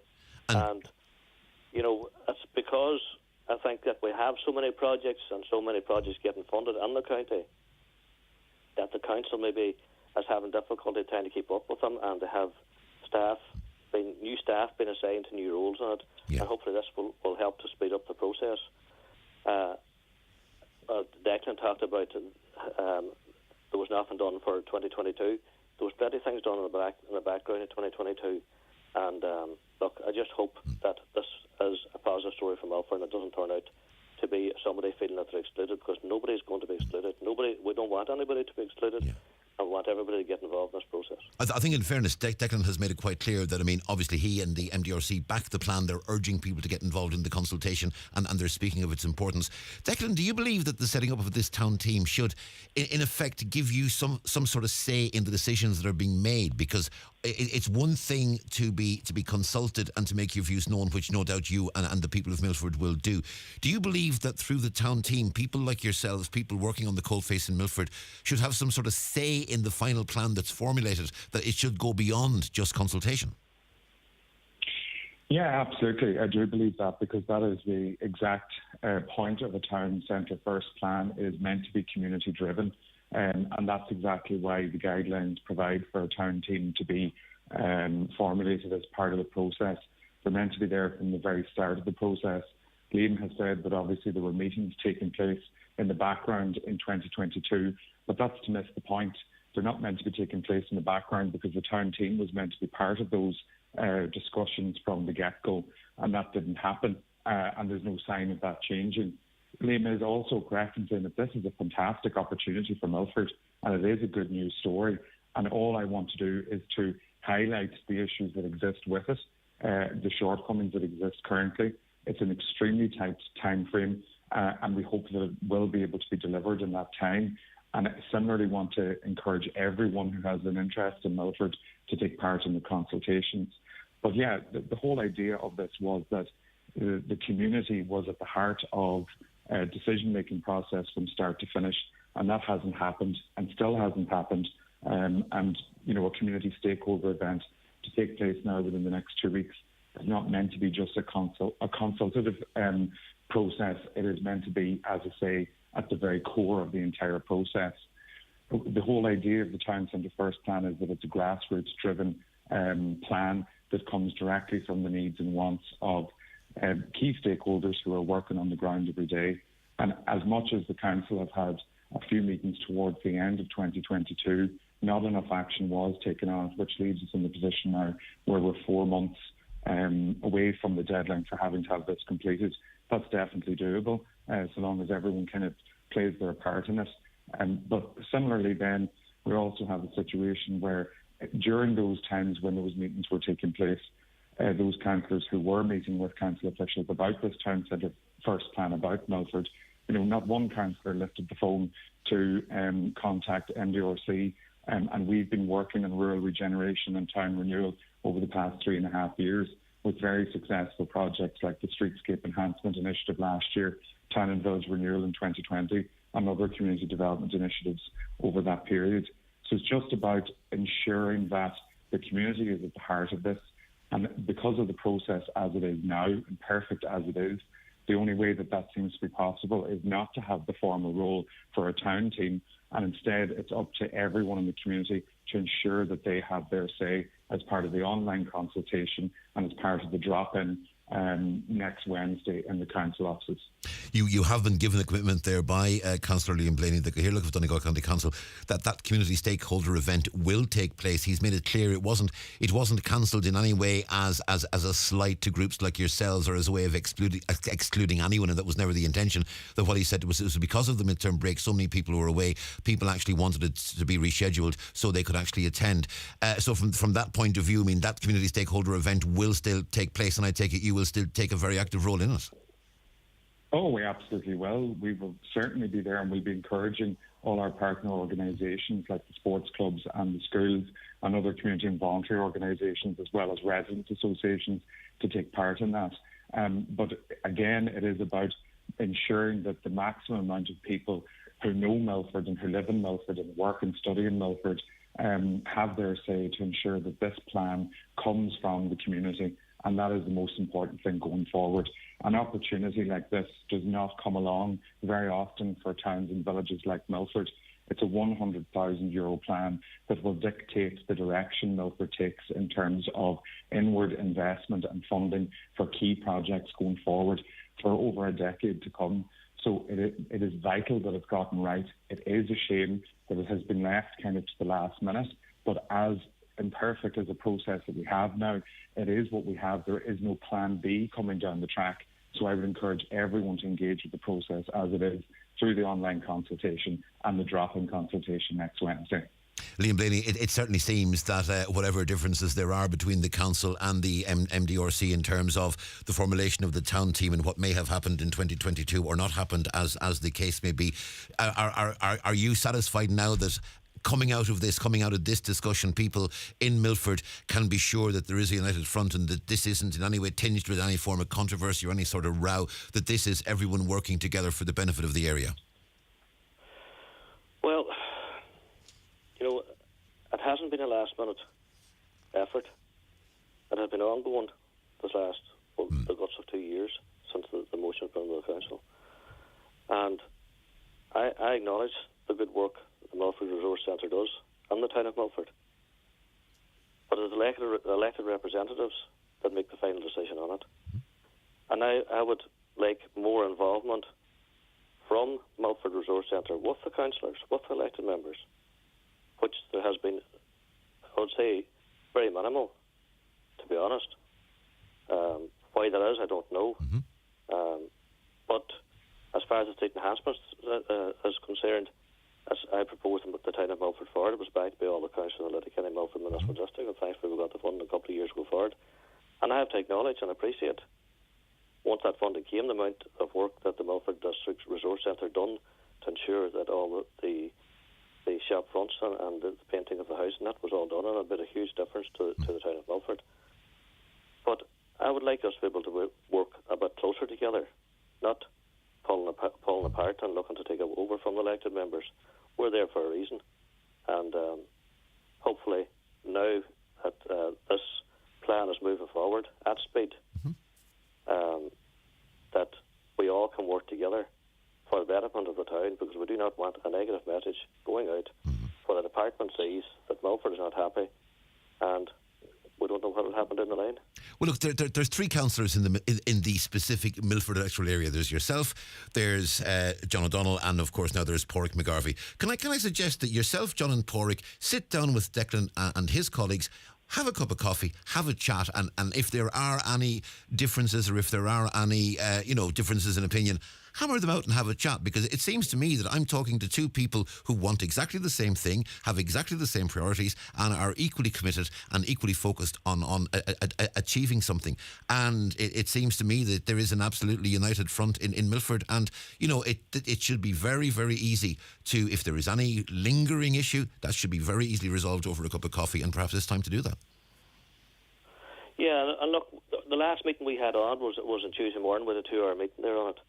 I know there's 3 councillors in the Milford elected area, but it's the full municipal district, which is 10 councillors, that has a say and has a vote on it at the end of the day. And I have to say, the 10 councillors was present at the meeting on Tuesday morning, and it shows interest that they have in the Milford area, the council of Letterkenny area has in the Milford elected area as well. And I have to say, it works the other way, the same way. We work with the Letterkenny councillors, and we attend their workshops and meetings that they have as well, so we're kept informed of what's happening in Letterkenny. So when something does come in front of us that we have to have a vote on, that we know what we're voting on. And thankfully there is that participation from all members, and it's important that we all do work together and ensure that Milford has benefits from this, not that anything negative is about it. But I do appreciate, Donald, what you said, and certainly I'm open to any meetings at all with anybody in Milford, and any stakeholders and all stakeholders. And unfortunately, I won't be available for the public consultation next Wednesday. I'd hope to be there for it all day, but I'm unavoidably won't be present for it. But I do hope to talk to plenty of people in Milford between now and then, and after that as well, to ensure that all voices are heard in Milford, and that we try and get as best master plan as we can possible, because this is going to be a template for other towns on other calls for future town centre first plans. This is a template for other towns that will be following, so it's important that we ensure that we get this right, and there's not nothing negative comes out from it, or comes from it at the very end. Councillor Liam Blaney, Cathaoirleach of Donegal County Council, thank you very much indeed. Declan, I want to give the final word to yourself as manager of the Milford and District Resource Centre. I mean, it is an important consultation. It's gotten underway today. Consultation lasts until March 7th. That public consultation taking place, as we said, next week, but you can engage online as well. It's Milford Town Centre firstplan.com, I think, is the website. Now, all the details are on our own website, details on Donegal County Council's website as well, donegalco.ie, and you'll also get the details, I'm sure, through the MDRC's social media and Facebook pages as well. Declan, exciting times ahead for Milford. Whatever may have gone, there's no doubt, from what you've been saying, you're going to be front and centre in this discussion and this consultation. Absolutely, yeah. And I mean, BAME obviously had put down a motion a few years ago, and we've been lobbying behind the scenes directly with the department. In fact, one of the things that kind of came to light over this town centre first plan was that Milford was not actually the town that had been put forward by the county council, but because we were lobbying the Department of Rural and Community Development directly, that's why Milford ended up being selected. So, I mean, we have a really passion for this. We think that it's going to be excellent for Milford. We just want to ensure that the whole community takes part in it and has their say. And as you say, Donald, gets on to milfordtowncentrefirst.com for that consultation and drop in next Wednesday. This is vital that everyone's voice is heard, and this is going to be a fantastic result for Milford going forward. Declan Meehan, manager of MDRC, and indeed Councillor Liam Blaney, thank you both very much indeed for speaking to us this morning. It's just gone 25 to 11. Watch the show live now on YouTube, Facebook and at highlandradio.com. The 9 till noon show with Letterkenny Credit Union. Simplify your debts with a debt consolidation loan from Letterkenny Credit Union. Call us on 074 910 2126 or apply online via our app or in office today. At F&F, there's 25% off all clothing until this Sunday, the 19th, with your Tesco Club card. That's 25% off getting that spring look sprung. Now that's worth popping in for. F&F, fashion at Tesco. Products subject to availability. Available in the majority of larger stores. Callahan's Gala and Go Burt, your one-stop family shop. Drive into our newly renovated spacious forecourt. Fill up at our upgraded modern fuel pumps and save with our keen Go Fuel prices. Located on the main Letterkenny to Derry Road, we're the ideal pit stop on your Donegal journey. Fast flow fuel, self-service or attended with a smile. Sure, it's all go at Callahan's. There's a gaggle of monsters you'll see around town, in every colour from bright pink to brown. And just like us, they have hopes, dreams and wishes. A new car, new windows, a holiday diving with fishes. They know just where to go for their dreams to come true. The local credit union who can help you out too.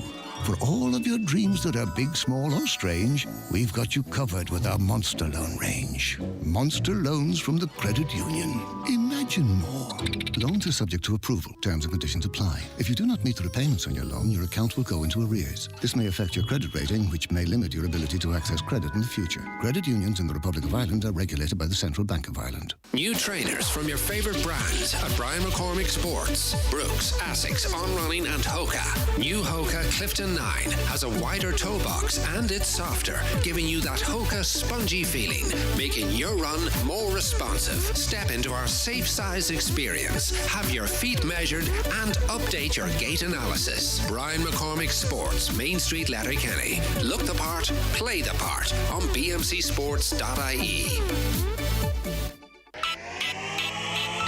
Are you building, moving or renovating in 2023? Think Irwin's Expert Electrical for all your home appliances, big and small. With our layaway service, you can secure your products now with a deposit until you're ready to collect or have them delivered. Irwin Expert Electrical, Letterkenny and Buncrana.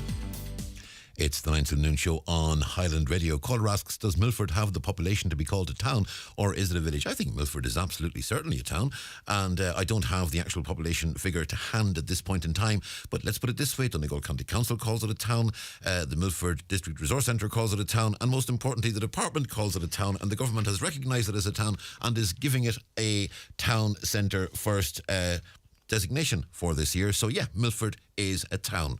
It's official.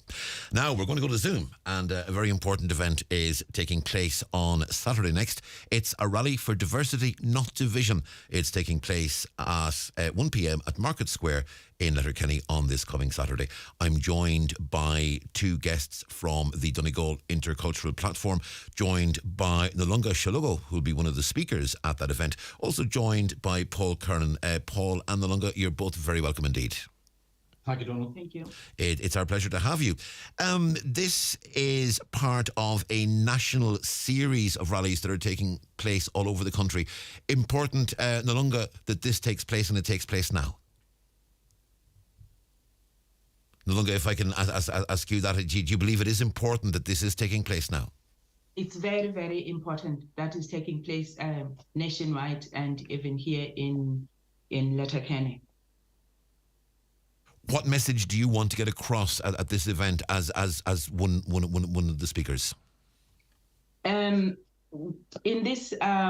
our organization, we stand for inclusion, diversity, and equality. We just want people to come together, and we support all the communities. Paul, turning to yourself from the point of view of the intercultural platform, it is a very important body that you represent, because even the name itself, it's an intercultural platform, because one of the most diversifying things and one of the most insidious things that can happen is you get a us versus them kind of debate, as if there was some sort of cohesive them. The reality is there isn't. There's a multitude of different cultures, and everyone that walks in through your office door is going to be different. Everyone that walks in through your office door has got a different culture, a different perspective, and then has got something different to offer. Absolutely. And I suppose some people ask us, what's the difference between intercultural and multicultural? And I suppose for us, multicultural can just be recognising that there are many different cultures. Intercultural is when we interact, where we learn together, share together, and learn about each other's backgrounds and cultures. And as you suggested, it actually makes for a richer community, a richer Donegal, a richer Ireland, with all of those diverse cultures working together, living together. In terms of the organisation of the rally, 1:30 Market Square on Saturday in Letterkenny, important that it is taking place here, and important that there is a large turnout from every section of society and from every area of Donegal. Absolutely. As you said earlier, Donald, there's a big national march in Dublin at exactly the same time, Saturday the 18th at 1:30. And I know in Cork and in Galway, there's similar activities taking place. I mean, I've been struck by the huge community supports, not just in response to the Ukrainian community arriving, but over a number of years. The welcomes that have happened, the sports clubs, the community clubs, the women's groups that have opened their arms and welcomed. And this is an opportunity for us all to come together. It has been difficult. We've had a difficult year in the country in terms of the impact of the war. We've had cost of living issues. We've been coming out of COVID. So it's been challenging, but we thought it would be worthwhile to come together, stand together and share friendship and share the Market Square together. Nalunga, one of the things you're asking people to do is to bring flags, bring posters, bring banners, and bring friends and family. That very much you want this to be colourful, you want this to be celebratory. This isn't a protest, this is a celebration. Yes, it is a celebration for us all to stand with all the communities, to celebrate each other. and to evaluate equity. Paul, how many different cultures do we have in Donegal at this point? Because, I mean, you know, I suspect if every nationality now living in Donegal were to bring a flag, there'd be a hell of a lot of flags down at Market Square. I think it's like when you print something, the minute you print it, it's out of date. If I give you an estimate now, it'll be different tomorrow. But certainly, I'm really looking forward. In April, we're going to get the more detailed census figures. And you might recall, 2016, 7.5% of the population in Donegal were born outside Donegal. Yeah. We expect that to be maybe double, because we suspect that many of the Ukrainian community who arrived from early March onwards were included in that census. But there are, let's just say, many and a growing diverse community that makes up Donegal now. And obviously there has been a focus over the course of the past year on Ukraine, but the intercultural platform has been there long before the influx of people seeking refuge from that distressing situation. I mean, from your point of view, and you've been with the intercultural platform now for some time, we've had a couple of conversations over the past couple of years. It must be very rewarding to be able to share that and to absorb that, because I'm sure you're learning every day. I'm sure you're getting new perspectives every day with the people you're meeting. Absolutely. I mean, working with Lulunga every day is a school day, but also working with all the different communities that are now in Donegal. And it was really timely, as you say. We've been around since 2009. We actually got core funding from the Irish government back in January last year. Within weeks, the first of the Ukrainian community started to arrive. So we've a lot of experience, and as you say, we've been around for some time. But also, we were able to be there when the first of the Ukrainians arrived. So yeah, timely, and it is really rewarding. And it's important that there are people like yourselves who are there ready to take up these challenges, because, you know, if there hadn't been people like yourselves there to actually, you know, help when the Ukrainian people started coming over, they were coming in a hurry, they were coming in a very distressed state, and were those supports not on the ground immediately available the moment they arrived, it could have been a much more distressing situation for them. So really important that you were there. Yeah. It is a culture shock to everyone, Donald. Yeah. Because, you know, I came here 22 years ago, and we were the only maybe 5-6 families in Letterkenny, you know, from Africa. But now the Letterkenny is just very, very different, full of all colors, all people from all backgrounds. Even in our office, every day we learn new things, you know, from these cultures and communities. One of the things I've been wondering, and maybe this is a really unfair question, but we haven't yet seen too much. There's been a couple, but we're not seeing as many players of, say, African origin or in international origin joining the football clubs, getting involved in GAA and things like that. I mean, it's going to be slow to change, I suspect. But I would have thought before too long we're going to have a situation where a Donegal GAA team will be fielded with a number of African-born players or players of African origin on that particular team. I mean, that day is coming, surely. Absolutely. Not only that, but I mean, we were contacted just yesterday by a sports club in the Twin Towns area, and they're planning, we were joking, they were planning a community day, and I said, I know what you're doing. You're planning a recruitment day. They're looking to build their team, to build their talent pool, and absolutely, that day, if it hasn't already arrived, it's coming very soon. Paul and Lulunga, thanks very much indeed for speaking to us this morning. I mean, we wish you all the best, obviously, with the event. 1:30 on Saturday at the Market Square in Letterkenny. It's part of a national network. It's a celebration, as we said. Bring flags, bring banner, dress colourfully, bring your friends, bring your family, and it's a rally for diversity, not division. Yeah. Thank you. Thank you both very much indeed. The 9 till noon show with Letterkenny Credit Union.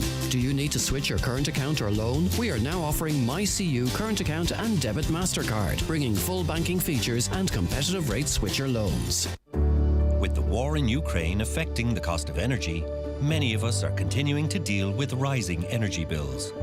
Government has introduced a range of supports to lessen the financial impact on families, households and businesses, and will continue to monitor the situation in the weeks ahead to protect those in difficulty.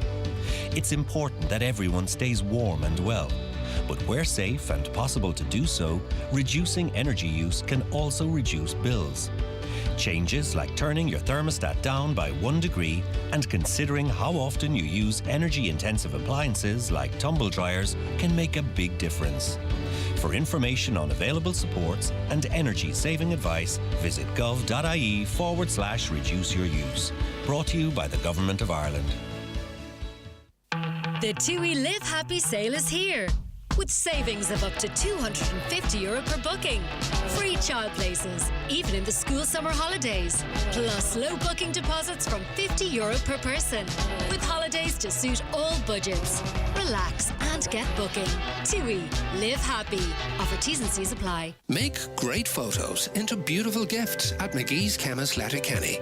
Different gift ideas include canvas prints, freestanding or ready-to-hang art blocks, and personalised photo books, perfect to mark any occasion. There's also jigsaws, calendars, mugs, and much more. For details, visit mcgees.ie. Turn your favourite moments into something truly special with McGee's Chemist Letterkenny. Don't miss your free 40-page CAP magazine in this week's Irish Farmers Journal. For more, here's Paul Mooney. Find out how your CAP payment will change this year. New payments for scrubland and environmental features. All you need to know about how your entitlements will change. New Suckler scheme, payment rates and how to apply. The easiest way to secure your Eco scheme money. Plus, are you eligible for a €40,000 young farmer payment? Free CAP magazine, your essential guide to farm payments. Only inside this week's Irish Farmers Journal. Highland Radio weather updates with Ireland West Airport. Fly daily to London Heathrow with Aer Lingus and connect to 80 plus destinations worldwide, including Boston and New York. Ireland West Airport. Don't just take off, take it easy. After a dull and misty start this morning with patches of light rain and drizzle, it'll brighten up for a time, but that rain and drizzle will move back in a little later on into the afternoon. Highs of 11 to 14 degrees Celsius with southwesterly winds increasing fresh throughout the afternoon and into the evening. And that's your weather forecast here on the 9 till noon show on Highland Radio. And let's move on, because you will have heard in the news, and indeed we referenced it in the papers this morning as well, that Nicola Sturgeon has confirmed she's resigning as Scotland's First Minister after more than 8 years in the role. The SNP leader said she knew in her head and in her heart that this was the right time to step down. Regular listeners to the show will recognise Graham, who is a resident of Scotland and a regular contributor to the 9 till noon show on all matters Scottish. So when we wanted someone to comment on this particular development, who better to turn to? Graham, good morning. Good morning, Donald. It's a pleasure to speak to you. Graham, Nicola Sturgeon, a lot of the papers, the shock announcement by Nicola Sturgeon. Was it a shock to everyone in Scotland? I think it was a shock to almost everyone. I mean, there was one pro-independence blog that actually leaked the resignation the day before yesterday. But aside from that, I mean, I was shocked as well. I could see it coming, but I just didn't know it was going to be yesterday. Is there one particular reason why she's going, or because very often something like this, I mean, someone says, oh, I want to spend more time with my family, but give some sort of wishy-washy excuse. She just said, I knew in my head and in my heart it was time to go. Was this prompted by anything in particular, or is it like a cumulative decision made on the back of a number of strands? It's very much a cumulative thing, Donald. There's been quite a lot of quite serious pressures on Nicola Sturgeon recently, and these have included the Gender Recognition Reform Scotland bill that was blocked by the UK Parliament last month. An Audit Scotland report on missing funds of 128 million plus another 30 million, that's money from the public and the Scottish Government, has disappeared. There's also a police investigation into missing 600,000 of independent supporters' money, and also, lastly, probably another big thing is Sturgeon had challenged the UK government and lost regarding the requirement to obtain permission to hold an independence referendum. and she was told by the Supreme Court that she would need this permission, and that meant that she lost the case, and that was just last month on the 20. No, it wasn't. It was actually in November, the 22nd of November last year. So all these things are all arising currently, and I can imagine the pressure of these things alone would be quite significant. So the next question, the obvious question really, I suppose, is she jumping or is she being pushed? Now, that's a very interesting question. My personal feeling on that is that she is actually jumping, because Nicola Sturgeon is a very clever woman, and she could see the writing on the wall. She's admitted herself that she's felt like this for quite some time.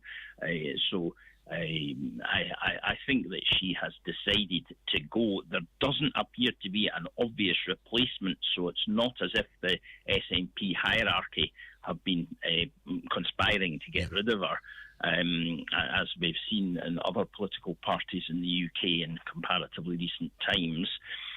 So, yes, I think jumping rather than pushed. Yeah, but in a sense, possibly jumping in advance of probably being pushed in the not too distant future. Perhaps would that be a fair way of putting it? That is very interesting what you've just said, because the challenge to the UK government regarding permission to hold a referendum, that one of the alternatives was her plan to treat the next UK election as a de facto independence vote within Scotland. And this is to be discussed at a special SNP conference on the 19th of March in Edinburgh. It's quite possible that if it was put to a vote, that the plan may be defeated, because it doesn't have as much support as might be imagined. So a conference which is looming may well have been looming large in our mind, and losing a vote there would probably end up with her being pushed.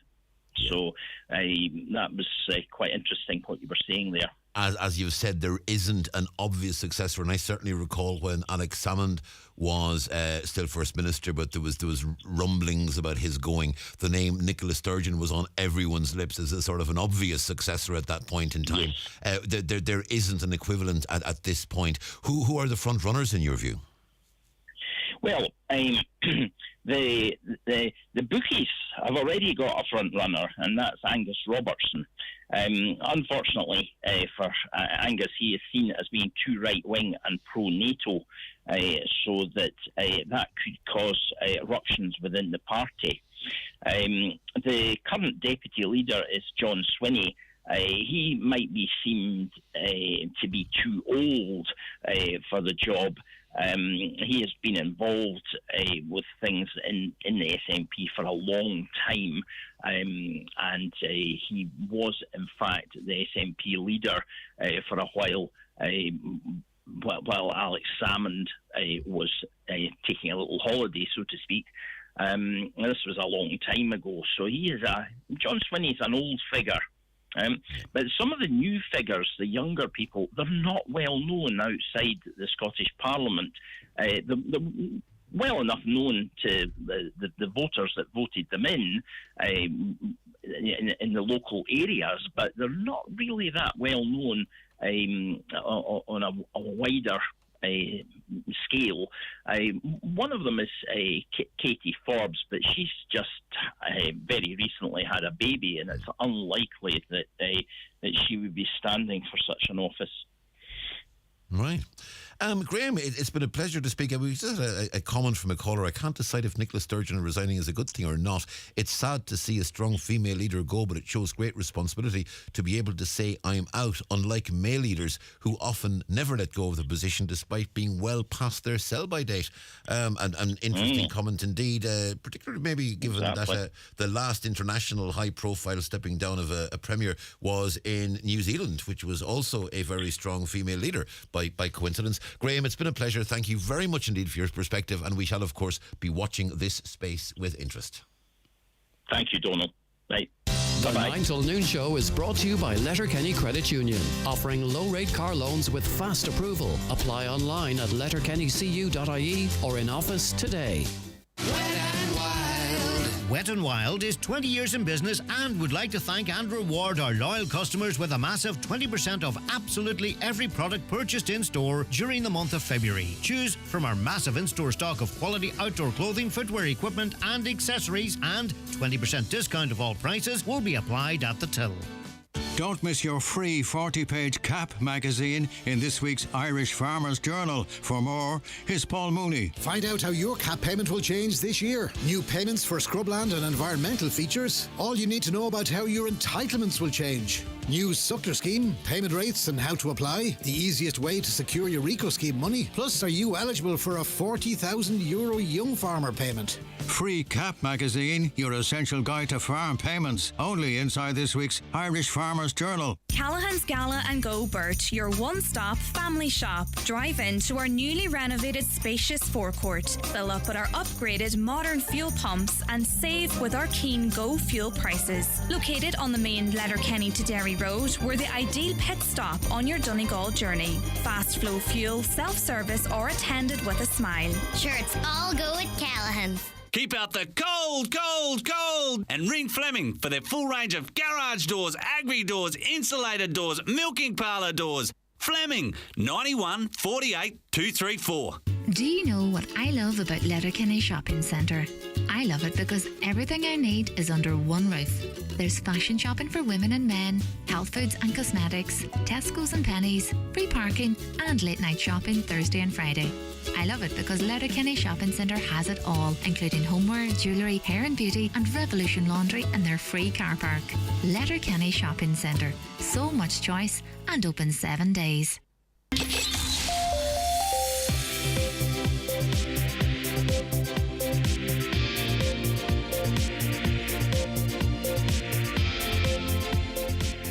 With all the stories that matter across the Northwest, it's Greg Hughes on the 9 to noon show on Highland Radio. This is the 9 till noon show on Highland Radio. Time for headlines, and we say good morning at a minute past 11 to Michaela Clark. Thanks, Donald. Good morning. A standby aircraft has been introduced as a result of the cancellation of flights between Donegal Airport and Dublin. A Department of Transport spokesperson says they are aware of the recent disruption on the PSO service, which has seen numerous flights cancelled over recent weeks. Emerald Airlines confirmed that a technical difficulty with the designated aircraft is to blame, with passengers instead being offered coach transfers to Dublin or accommodation on the next available flight. The Green Party is planning to block an extension of energy credits this summer as coalition leaders meet to decide the future of certain cost of living supports. The party believes the most vulnerable families should be protected through existing social welfare streams, but universal support such as the energy credit should be paused until next autumn. Meanwhile, the Environment Minister believes changing the country's dependency on cars will be the toughest aspect of Ireland's Climate Action Plan. Appearing before a Climate Committee, Eamon Ryan provided an update on the progress being made. A key target of the plan includes 1 in 3 private cars on our roads being electric by 2030. Plans to cut the opening hours of the National Driving Licence Service office in Letterkenny have been paused. Minister Jack Chambers has confirmed that he has requested the closure of the office on a part-time basis does not go ahead at the moment. He says the office will currently continue to operate as normal while he reviews a report from the RSA. The Minister for Enterprise, Trade and Employment says delivering high-speed broadband to the Northwest is a priority for government to facilitate remote working opportunities and the opening of new businesses in the region. Minister Simon Coveney is hosting a Building Better Business in the Northwest event at the Atlantic Technological University's Letterkenny campus on March the 3rd. It will highlight the opportunities and challenges presented by digital transformation and decarbonisation. A Diversity Not Division rally is taking place in Letterkenny this weekend. It's part of a national series of rallies taking place across the country on Saturday. People are being encouraged to bring flags, posters and banners for a peaceful celebration of diversity and inclusion at the Market Square, Letterkenny at 1:30. And the Cearnach of Donegal County Council is urging people to have their say on the town centre first plan for Milford. A planning and design company has been appointed to prepare the plan, which has now gone to public consultation. Those are the latest headlines. We'll be back with an update again at 12 noon. I think I'm quite calm for a chef. I like a nice calm environment and I kind of insist on it actually. Like we all throw tantrums, but they're few and far between, to be fair. We're good. Everyone wants to do well and wants to do their job well. They clearly love Delat as much as I do. I kind of inherited a very good team. I'm Nicola and I'm head chef at Maldron Newlands Cross. At the Delata Hotel Group, our difference is our employees. Bring your difference to Clayton and Maldron Hotels. Apply at careers.delatahotelgroup.com. And this is the final hour of the 9 till noon show here on Highland Radio.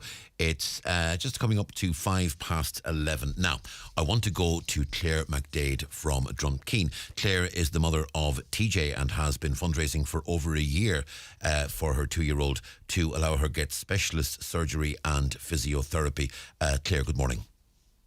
Good morning, Donal. Thanks for having me. It's our pleasure, Claire. People will be well aware, of course, at this stage, Claire, of this campaign to raise these funds.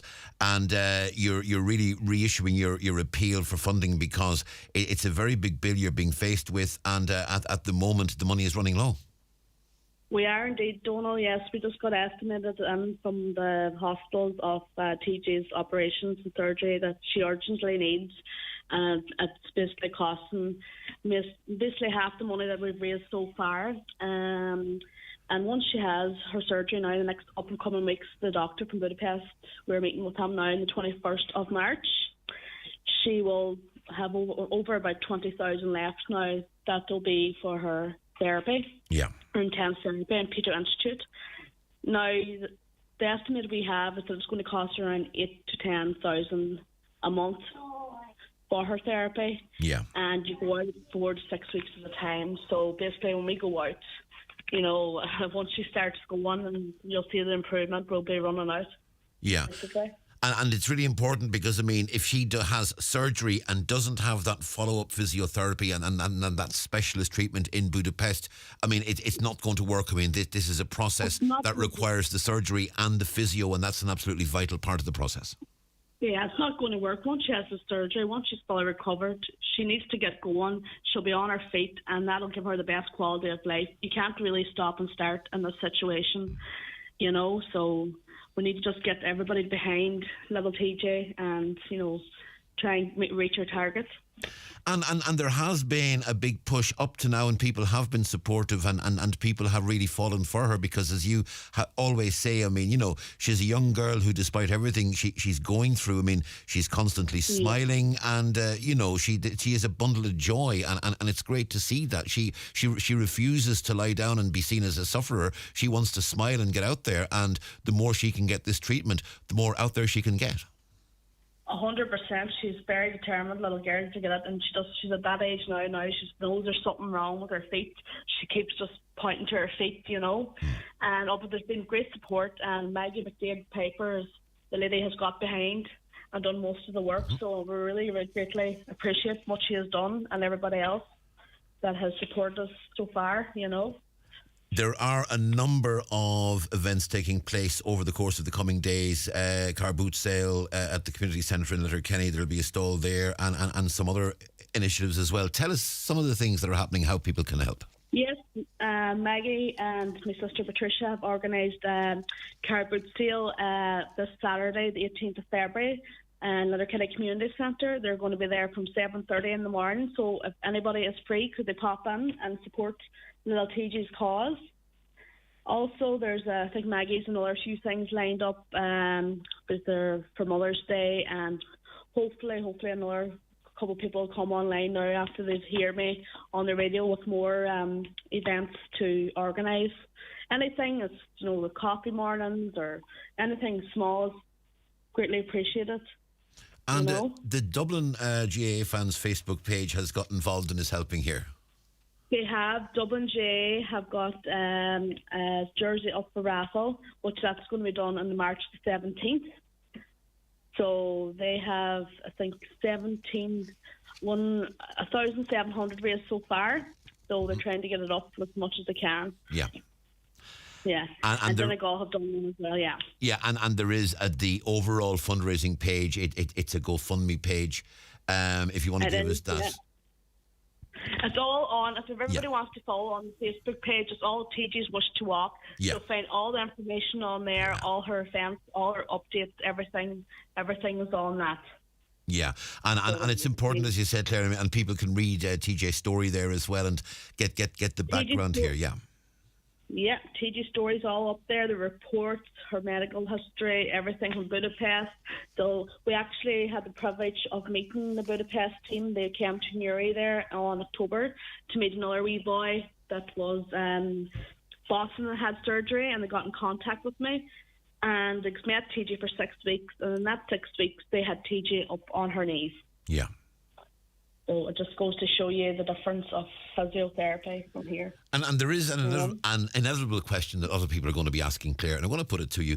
Why isn't the HSE getting involved in this? Is there no support the government can get? Even, if you go to government and go to the HSE and say, look, we have raised 80% of the cost. Can you at least give us 20%? Can you give us some level of support? Is there nothing? There's just said that the physio is here, but the physio that is here in Ireland is nothing compared to what's in Budapest. As you see on my TG's Wish to Walk Facebook page, the way they do it, they have her on the treadmill, they have her up on ropes, they have her doing weights. TG has not had physio here since October. And it's just a different line altogether. It's just a different ball game over there. Yeah. There's been so many success stories from Donegal, Letterkenny area that many of children have went out there with cerebral palsy and a few spina bifida children, and they've all came back walking, Yep, as you said, Claire, it's all on Facebook. Just look up TJ's Wish to Walk. You'll find it there, all the details. Everything is there, yeah. Everything's there, yeah. I just want to say a big thank you to everybody that has helped in any way so far and donated. And we wish you well, and we'll obviously be monitoring progress closely. And I look forward to the day when you can have a chat with Greg and speak to him from Budapest and be able to report on surgery and physio sessions that are going well. And hopefully that day is not too long into the future. I hope it's not too far away. Absolutely. Down the day. Claire, we look forward to it. In the meantime, Claire, thank you very much indeed for speaking to us this morning. That's Claire. Thank you, Claire Banna. Bye-bye. That's Claire, that's TJ's mum. And, I find stories like this always, they're hard because you look at someone and there is a way of getting beyond the situation TJ is in if we can get the help that's necessary. Now, I want to talk to you about bingo. And today's prizes, the jackpot today, it's now up to €14,600. €14,600. That's your jackpot for today.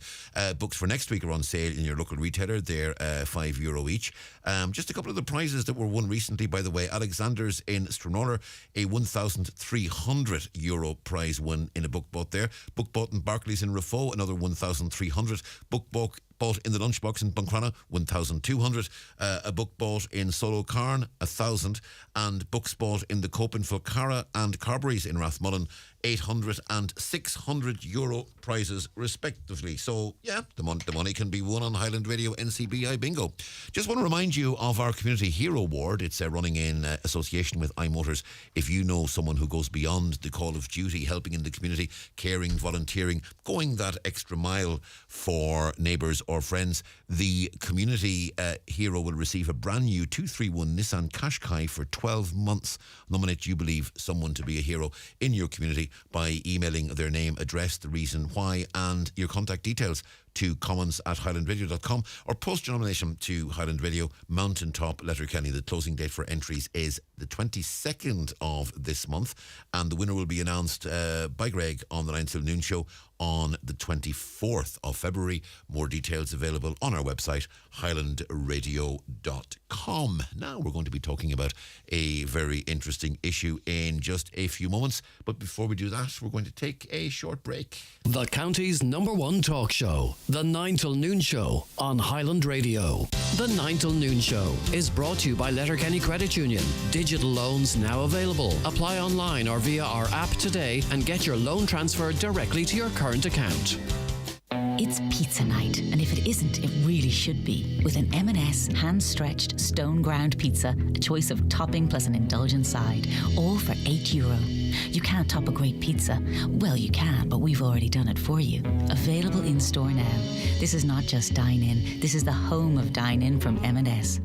Don't miss your free 40-page CAP magazine in this week's Irish Farmers Journal. For more, here's Paul Mooney. Find out how your CAP payment will change this year. New payments for scrubland and environmental features. All you need to know about how your entitlements will change. New Suckler scheme, payment rates and how to apply. The easiest way to secure your Eco scheme money. Plus, are you eligible for a €40,000 young farmer payment? Free CAP magazine, your essential guide to farm payments. Only inside this week's Irish Farmers Journal. 2023 is already turning out to be an electric year for Hyundai. Why? Because Hyundai is the best-selling electric car brand in January 2023. And the Ioniq 5 is now officially Ireland's best-selling electric car. Make 2023 the year you make the change to fully electric driving. Your local dealer is Divers Hyundai, Canal Road, Letterkenny. Call 91 22 600. The TUI Live Happy sale is here, with savings of up to €250 per booking. Free child places, even in the school summer holidays. Plus low booking deposits from €50 per person, with holidays to suit all budgets. Relax and get booking. TUI Live Happy. Offer T's and C's apply. This is the 9 till noon show on Highland Radio. It's Donal Kavanagh with you on the programme on till 12 noon today. Caller says, well done to Declan Meehan. He's done such great work in Milford over the past 4 years. It's a shame that some people seem to be playing politics with this issue. It's time that everyone listen to the people of Milford and row in behind all the projects Declan is trying to drive forward. This is about making the place a better place to live for all of us. And the caller says, just to let you know, Air is going green and stopping paper bills by charging $5.99. But if you still want your bill and you're over 60, this doesn't apply. You do have to ring them, though, and confirm your age. That is good to know. Now, on the newspaper review earlier on the programme, we discussed briefly the issue of transgender certificates. Now, any adult over the age of 18 can apply for a gender recognition certificate. Individuals aged 16 and 17 currently require parental consent and a court order, but that may change. One of the people that is advocating that change and supporting it is journalist and artist Taryn De Vere, and Taryn joins us on Zoom. Taryn, good morning. Good morning, Donald.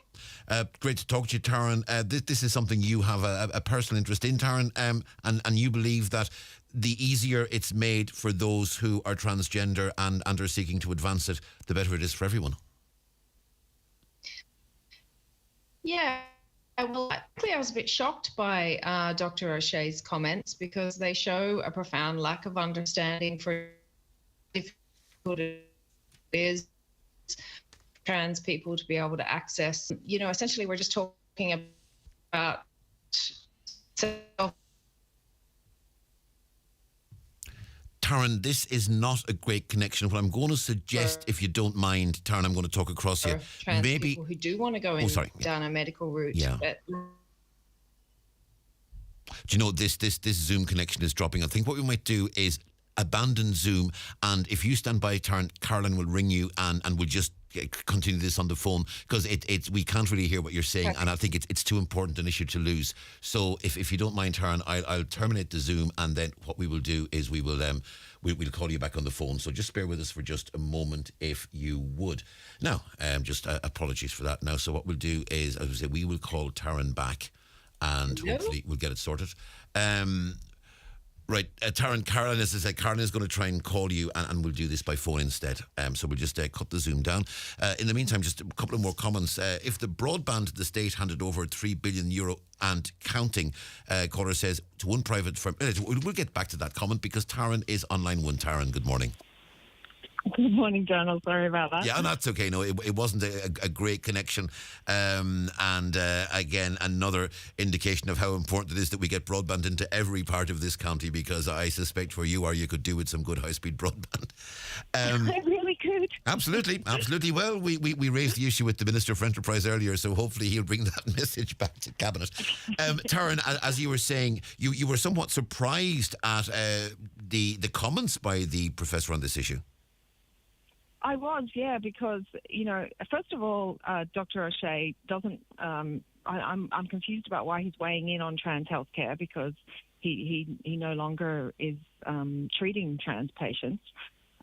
So it's a surprising person to go to, He's an expert in obesity. But the other part of this is that it shows such a lack of understanding around the difficulties that there are for trans people to access not only their just basic legal rights, the right to identity, but also health care. I mean, Dr. O'Shea's concerns seem to be that if people were allowed to legally be recognised in the gender that they identify as, that would cause some kind of medical procedures to happen, which is sort of laughable if you know anything at all about the state of trans healthcare and how hard it is to get any kind of medical care or help. In terms of 16 to 17-year-olds, one of the arguments that's going to be made is that people at that age, they're effectively still children. They can't really make such decisions. It's your belief that people make those decisions and have self-awareness, certainly by when they're 16 and possibly a lot younger than that.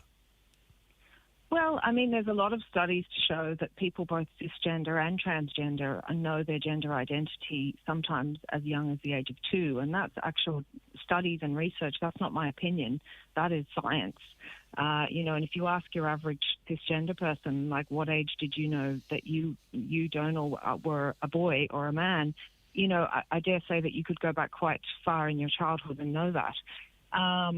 So that's not opinion. That's scientific fact that people tend to know their gender, generally speaking, at quite a young age.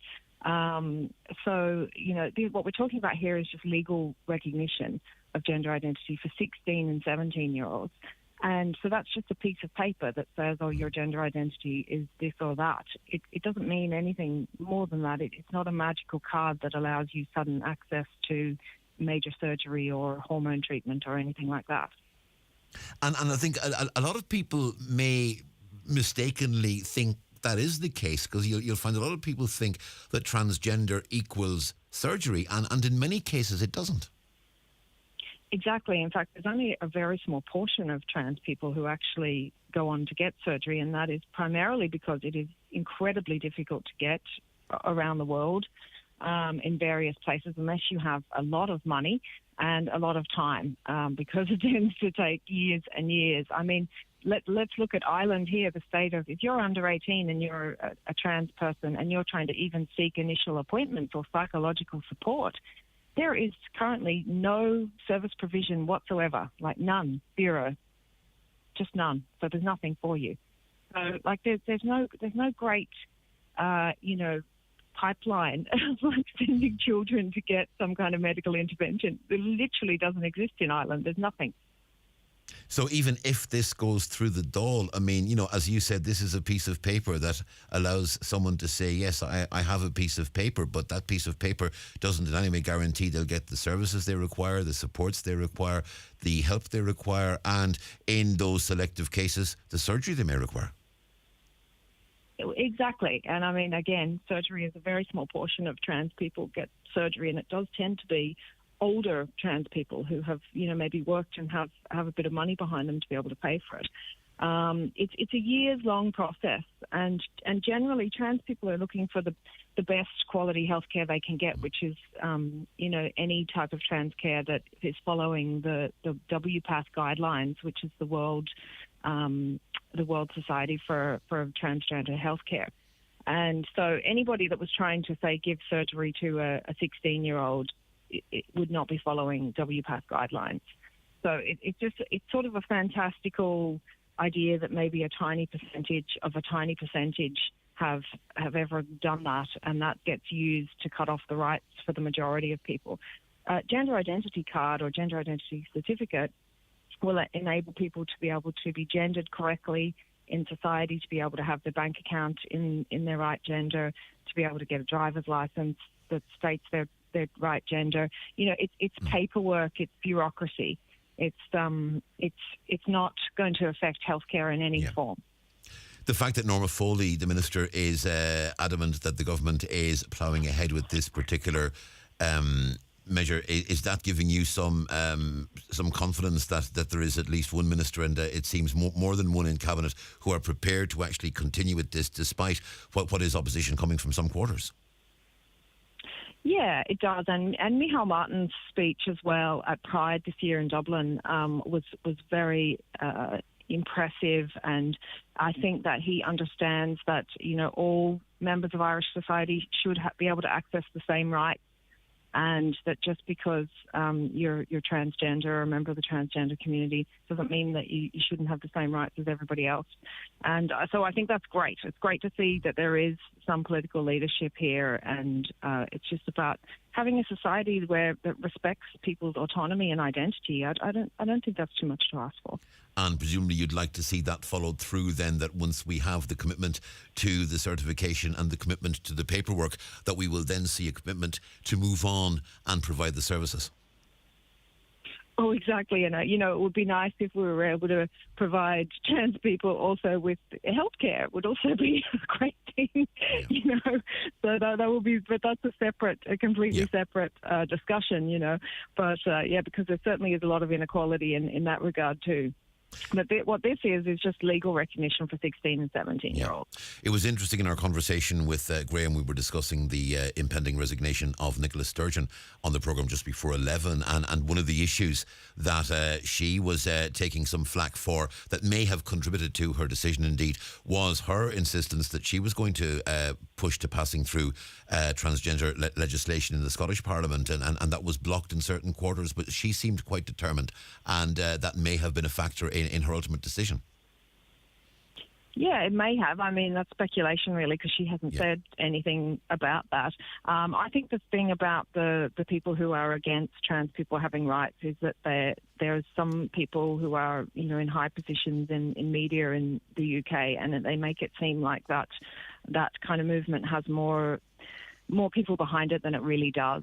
Yeah. And we saw that in Ireland when there was people tried to, some UK opponents of trans rights tried to set up a conference here in Ireland, and Irish feminists came together and said, no, we don't want you here. And the conference didn't happen. It's I think, we should be okay. Everyone's opinions are valid, but as long as you're not trying to remove the rights from an already vulnerable group of people, I think it's a pretty good place to start from. Taryn, it's been great talking to you. Thanks indeed for taking the call. It's a shame the Zoom conversation fell, and as we said, another indication of the need for that broadband in all parts of this fine county of ours. In the meantime, Taryn DeVere, journalist, artist, thanks very much indeed. Thanks so much, Donald. Bye. Right, Taryn, take care. Bye now. That's Taryn DeVere there, and her take on this particular matter. Let's go back to some comments, and the comments I had just started when Taryn's call came back there.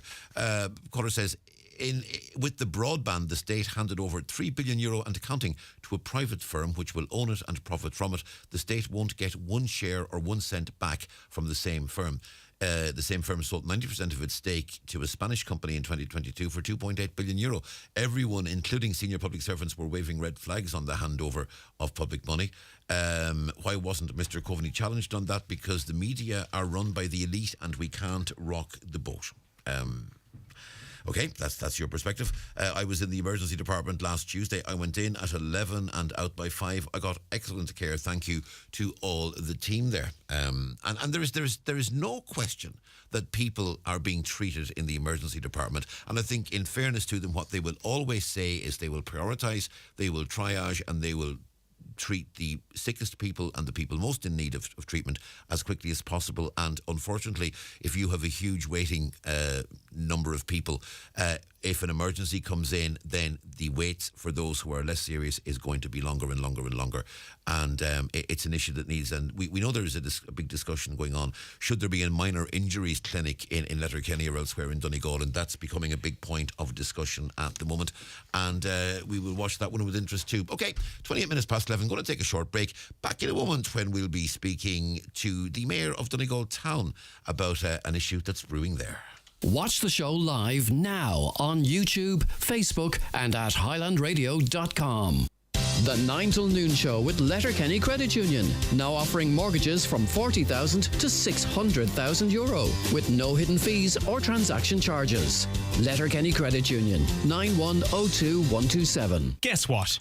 Larkins of New Mills are offering an early bird special for only $6.95 Monday to Friday from 12 p.m. to 4 p.m. A full menu is available 7 days per week along with daily lunch specials. Call in any time to Larkins of New Mills or phone 074 91 26697 and let our family look after yours.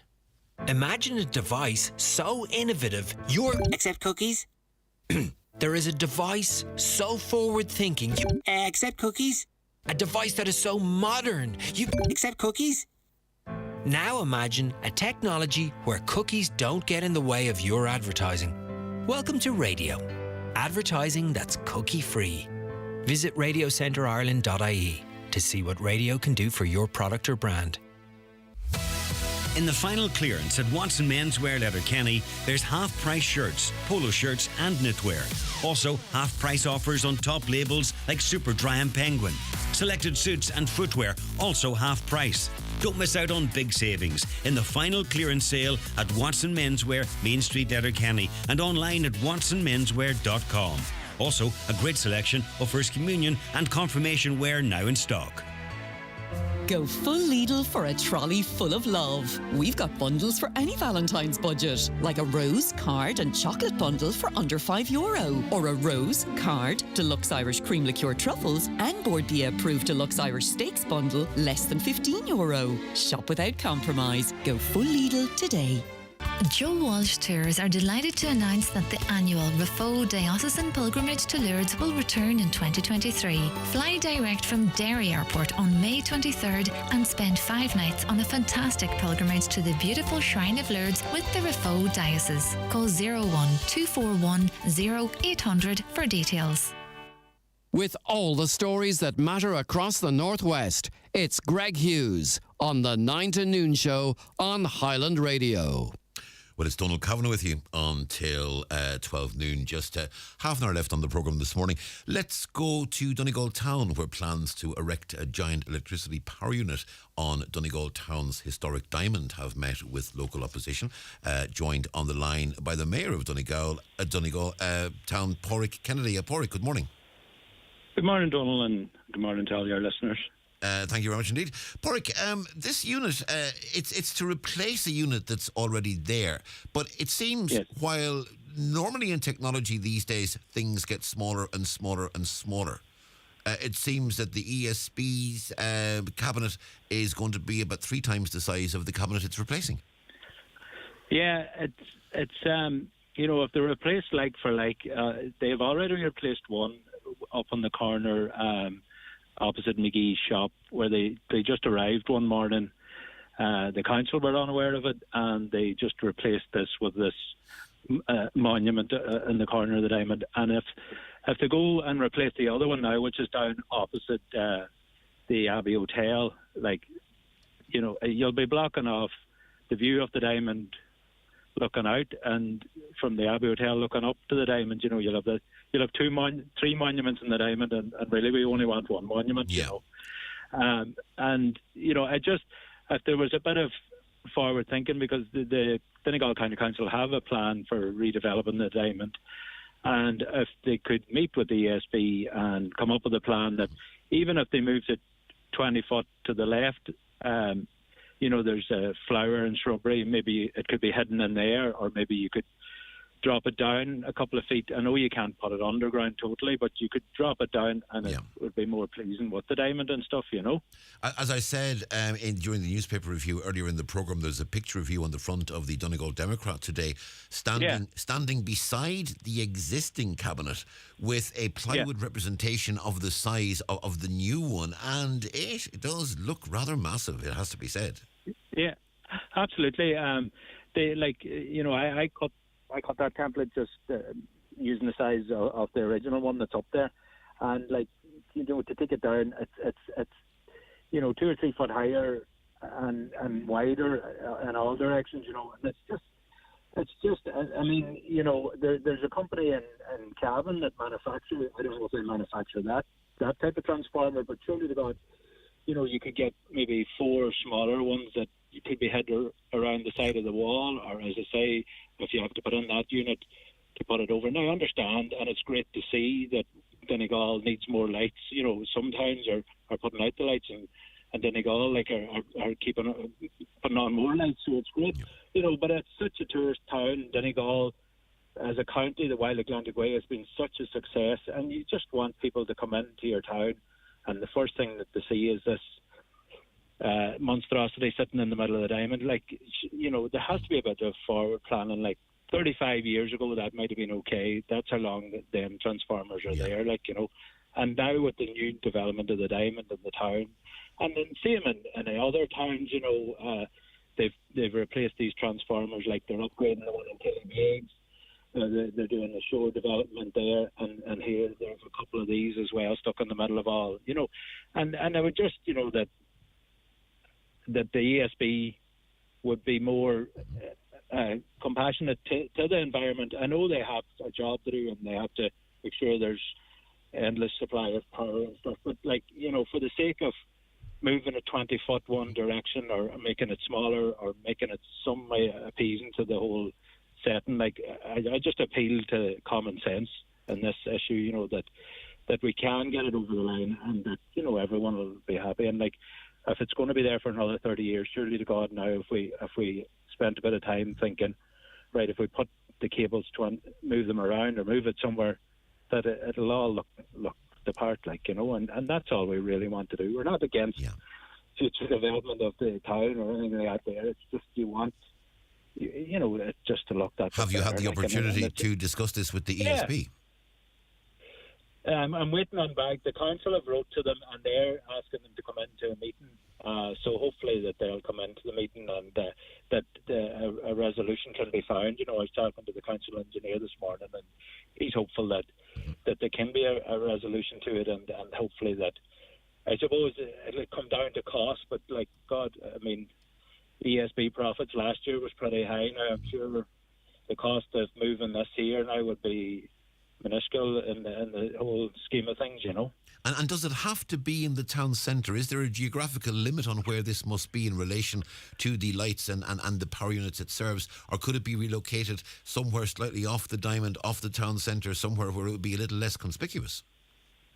Well, ideally it would be, it'd be great. Now, I'm no expert on ESB here, but I would say the cost of removing, I'm sure there are high-powered cables going in and going out of it, so I would say the cost of moving that, a couple of 100 feet in any direction would be massive. But as I say, if you moved it 20 foot to the left, there's a flower bed there. Maybe it can be disguised in the new development of the diamond, and it's not as stand out. It doesn't stand out as much, As you said, so it's going to be 8 foot high and 10 feet wide. That's going to be very hard to disguise, in fairness. Yeah. So it's pretty wide, all right. I did measure the measurements of it now, and I know I'm not very tall now, but it's a good bit taller than me, as you can see in the photo, it's just, and hopefully, common sense will prevail here, and I know everyone's watching budgets and everything, and thing is tight, but if it's going to be there for the next 30 odd years, now's the time. And if they're going to be digging up the diamond or making changes to the diamond now, it's certainly, rather than making good or doing a big change and then starting routing it all up again or whatever, you know. So, you know, you see it all the time along the roads. I don't know why when they're digging a road that they can't put in a couple of extra ductings, surely to God, and sell them ductings that are in the ground rather than digging up. I mean, even in Letterkenny last night, there were ongoing works on the roads and around the town centre and stuff, you know. So hopefully that on this case that the ESB and Donegal County Council will come to some. But to be honest now, we wouldn't accept that it has to stay in the one spot because surely to God, nowadays things can be adjusted or moved. Yeah. Or Well, as you said, the centrepiece of the diamond always has been and always should be the obelisk memorial that commemorates the four monks from the Four Masters, compiled the annals between 1630 and 1636. I mean, you know, the Four Masters, they give their name to so much around Donegal town. That obelisk in the middle of the diamond is their memorial. That's the centrepiece of Donegal. It's Donegal's sort of figurehead monument. Donegal's figurehead monument cannot be a big ESB transformer substation. That's the reality. No, it can't. No. I mean, the one that's up in McGee's Corner, like, it might, you know, standing on the diamond looking up, you think it's not too big, but when you're standing upside it, like, it's, you know, it is, like, it's 86 inches by 79 inches, you know, by 70. Like, it's good size, you know, the new one, like, you know. And, you know, if you hold a piece of plywood and you stand, like, you know, you can't see, you know, it's definitely, you can't see nothing around it. Like. Well, Pádraig, we will watch this one with interest. In the meantime, thanks very much indeed for speaking to us this morning. I appreciate your call. Thanks very much. Pádraig, you take care. That's Pádraig Kennedy there, the mayor of Donegal town. Caller says, is there a legal requirement on an employer to keep the workplace warm? There is certainly a legal requirement on employers to implement proper health and safety measures. I'm not sure if there is a specific reference to warmth. I do remember, I think it was last year, there was a discussion taking place, and Marion Harkin, the South Donegal Sligo Leitrim TD, actually contributed to it, where they were talking about the optimum temperatures in workplaces for men and for women, and they actually determined that women preferred a workplace temperature that was a couple of degrees higher than men. Men's optimum temperature was in or around about the 18 degrees setting, and women were closer they wanted to be closer to about 21, 22, if I recall. But is there a specific legal requirement on employers to be at a specific temperature level? I am not sure is the answer to that question. Now, a caller says, I know someone who had gender change surgery and this person is in an awful state now, no going back. Anyway, children should not be interfered with such young growing bodies. Now, in fairness, I think number one, as Taryn did say, that in most cases, surgery is not going to be an option for those who get this certification. And secondly, at present, only those over 18 can get that certificate. And this debate is about people aged between 16 and 18. Now, joined on line one by Joe. Joe, good morning. Good morning. How are you? Very, very well indeed, thanks. Joe, you've been watching what's happening in the UK, and you have some concerns about what's happening there, and you fear it could happen here as well. Yeah. Well, I mean, I have brought it up here in front of me. It's on the Telegraph in the UK. It says most children who believe that they are transgender are just going through a phase. And this is from the NHS, you know. And it warns that doctors should not encourage them to change their names and pronouns. And I think this is what an awful lot of people in Ireland, the parents, and my grandfather myself, parents are concerned about, is that this trans ideology is being pushed on children, which leads them to be confused about their gender identity. But who's pushing this ideology? I mean, from where is this ideology being pushed? Well, I would like to know that, because, I mean, it seems to be going on all around the world, you know. But, I mean, it's in the school. They're trying to put it in the schools here now, in the classrooms for children, you know. In terms of educating children that this exists, or is it your belief that if you through the school, if you educate people about the existence of transgender issues and so on, that will in some way encourage them? Well, that's a possibility, but it seems to be more a case of telling very young children that they can decide whatever gender they want to be. It's nothing to do with discrimination or anything like that. But they seem to be, encouraging children to go down this road. And like I said, saying that this is from the NHS. This is the vast majority of children are just going through a phase. Now, if they put those children on puberty blockers, it's irreversible. The Tavistock clinic in London, I think it's closed now, but they have over 1,000 cases against them, coming people that got treatment there. But I mean, and you'd mentioned somebody there a little while ago about that somebody that went through this and is a complete mess now. I've seen several interviews with people who found it very easy to get support to trans, but when it didn't work out, they were abandoned.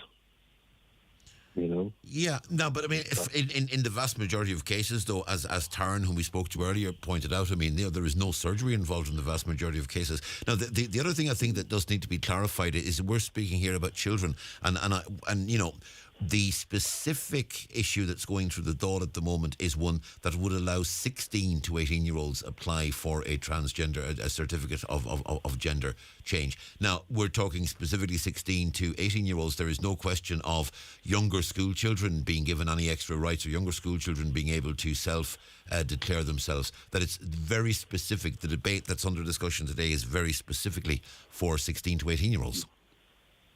Yeah. Well, I mean, the books put in the libraries and in schools for children are very pro, pushing this trans ideology, and to my mind, I mean, that's just going to confuse children. Do you accept? I'm going to ask you the question straight out. Do you accept that there are some people who, for whatever reason, believe that they are not the right gender and that they will transition into a different gender, and in doing so will reach their own personal fulfillment and will be better people for it and will be more psychologically complete as a result of declaring that they are one rather than the other? Do you accept it is the case that in some cases? I have no issues with that.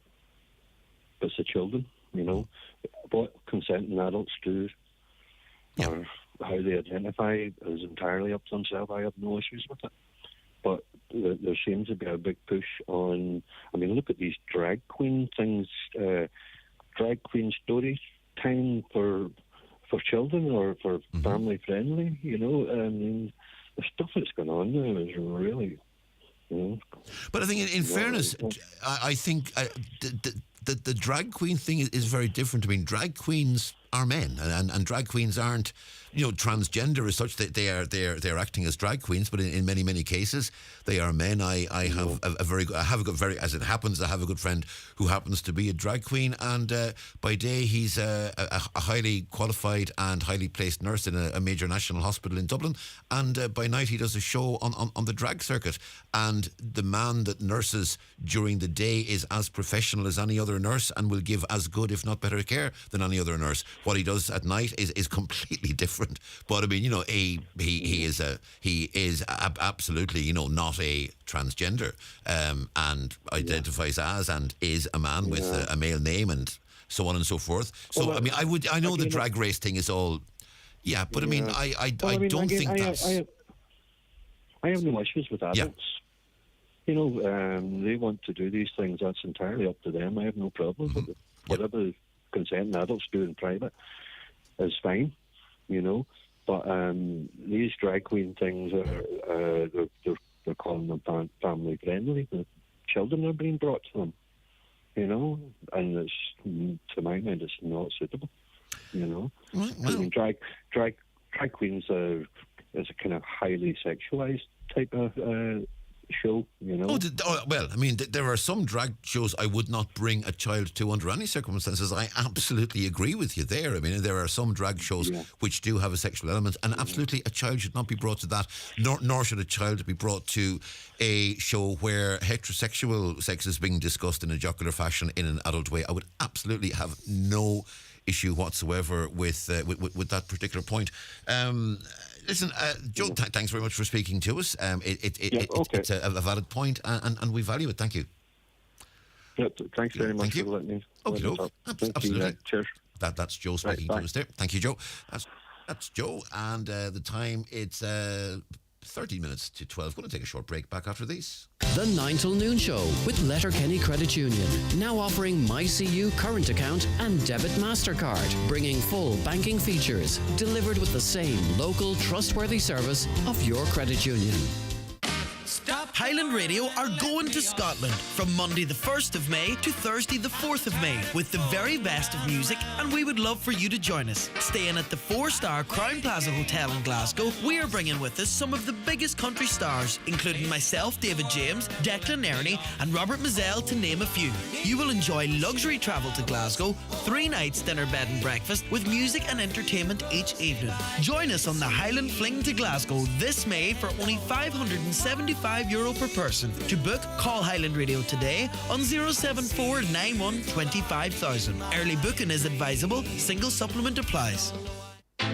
The Irish Field Cheltenham magazine is out now. It's packed with features and interviews with top racing names, including Willie Mullins, who reveals all his festival running plans. There's also insight from Gordon Elliott, Dan Skelton, Shark Hanlon and Barry Connell. Leading racing writers in Ireland and Britain mark your card in the run-up to the biggest 4 days in the racing calendar.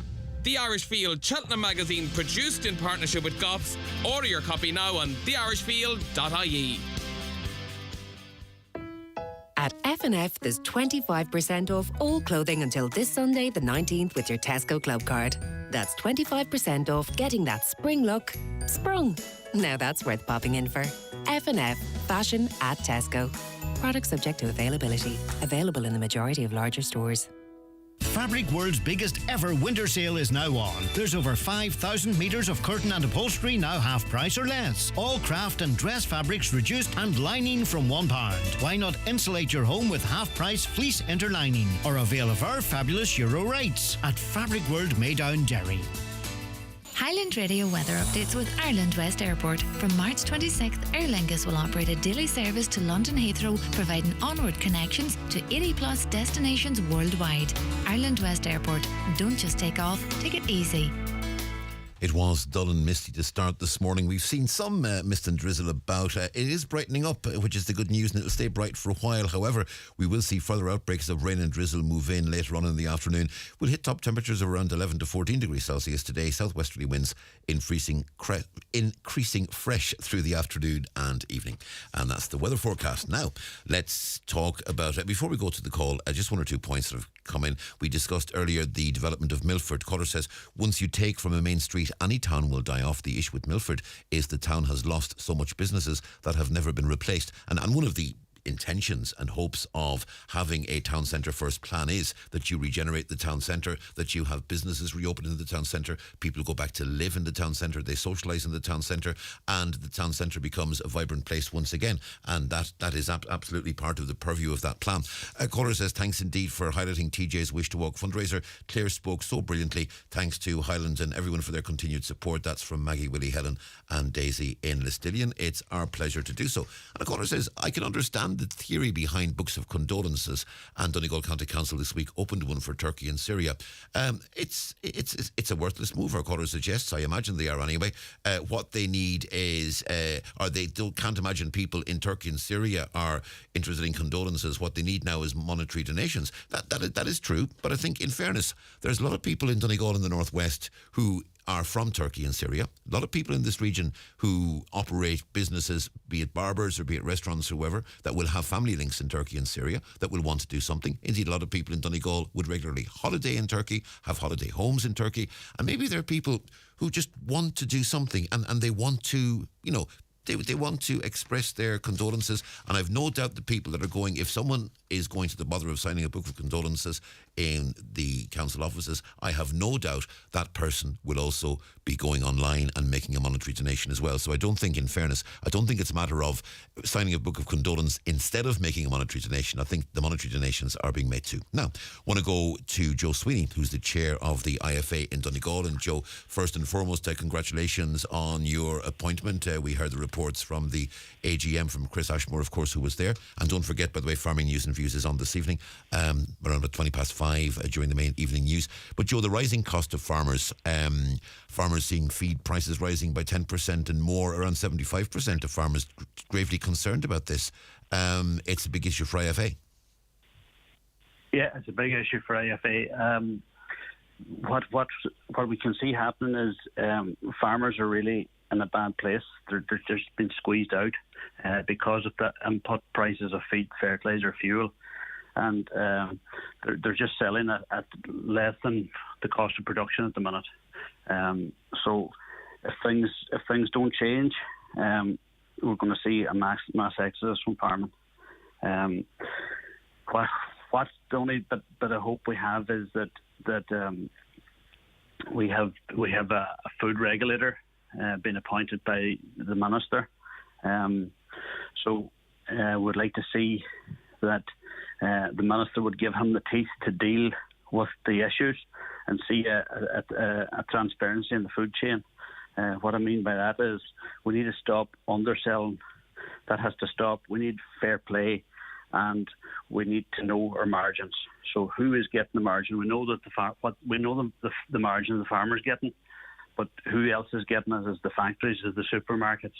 That's the question, and that's where the product's been produced, but the farmer's not getting his share. And that's really always been the argument, isn't it, that the value added to the food is being added elsewhere, and the farmer's at the bottom of the chain in terms of the money. Do you believe that the appointment of a food regulator will change that? Because it seems to me, and I've been a news reporter and journalist here on Highland Radio, Joe, for over 30 years, and I mean, we were doing stories about the lack of money going to farmers versus the amount of money going to processors and factories way back in 1990. Yeah, that hasn't changed. So maybe this, or we hope that this will change, because, like, we need. It's vital that we need food security, and like we know that Europe only has X amount of days, 18 days or whatever, food ahead of itself at any one time. That's forgotten about. So, and there's going to be food inflation. That's a certain. Everything else, but the price of food and relation to everything else has not rose. In terms of the war in Ukraine, and we know a lot of people suddenly realised as we got into that horrible conflict that things like grain supplies were starting to dry up, and we know it was having an impact on the supplies of fertiliser and things like that as well, that maybe people were getting a greater appreciation of the role of the farm.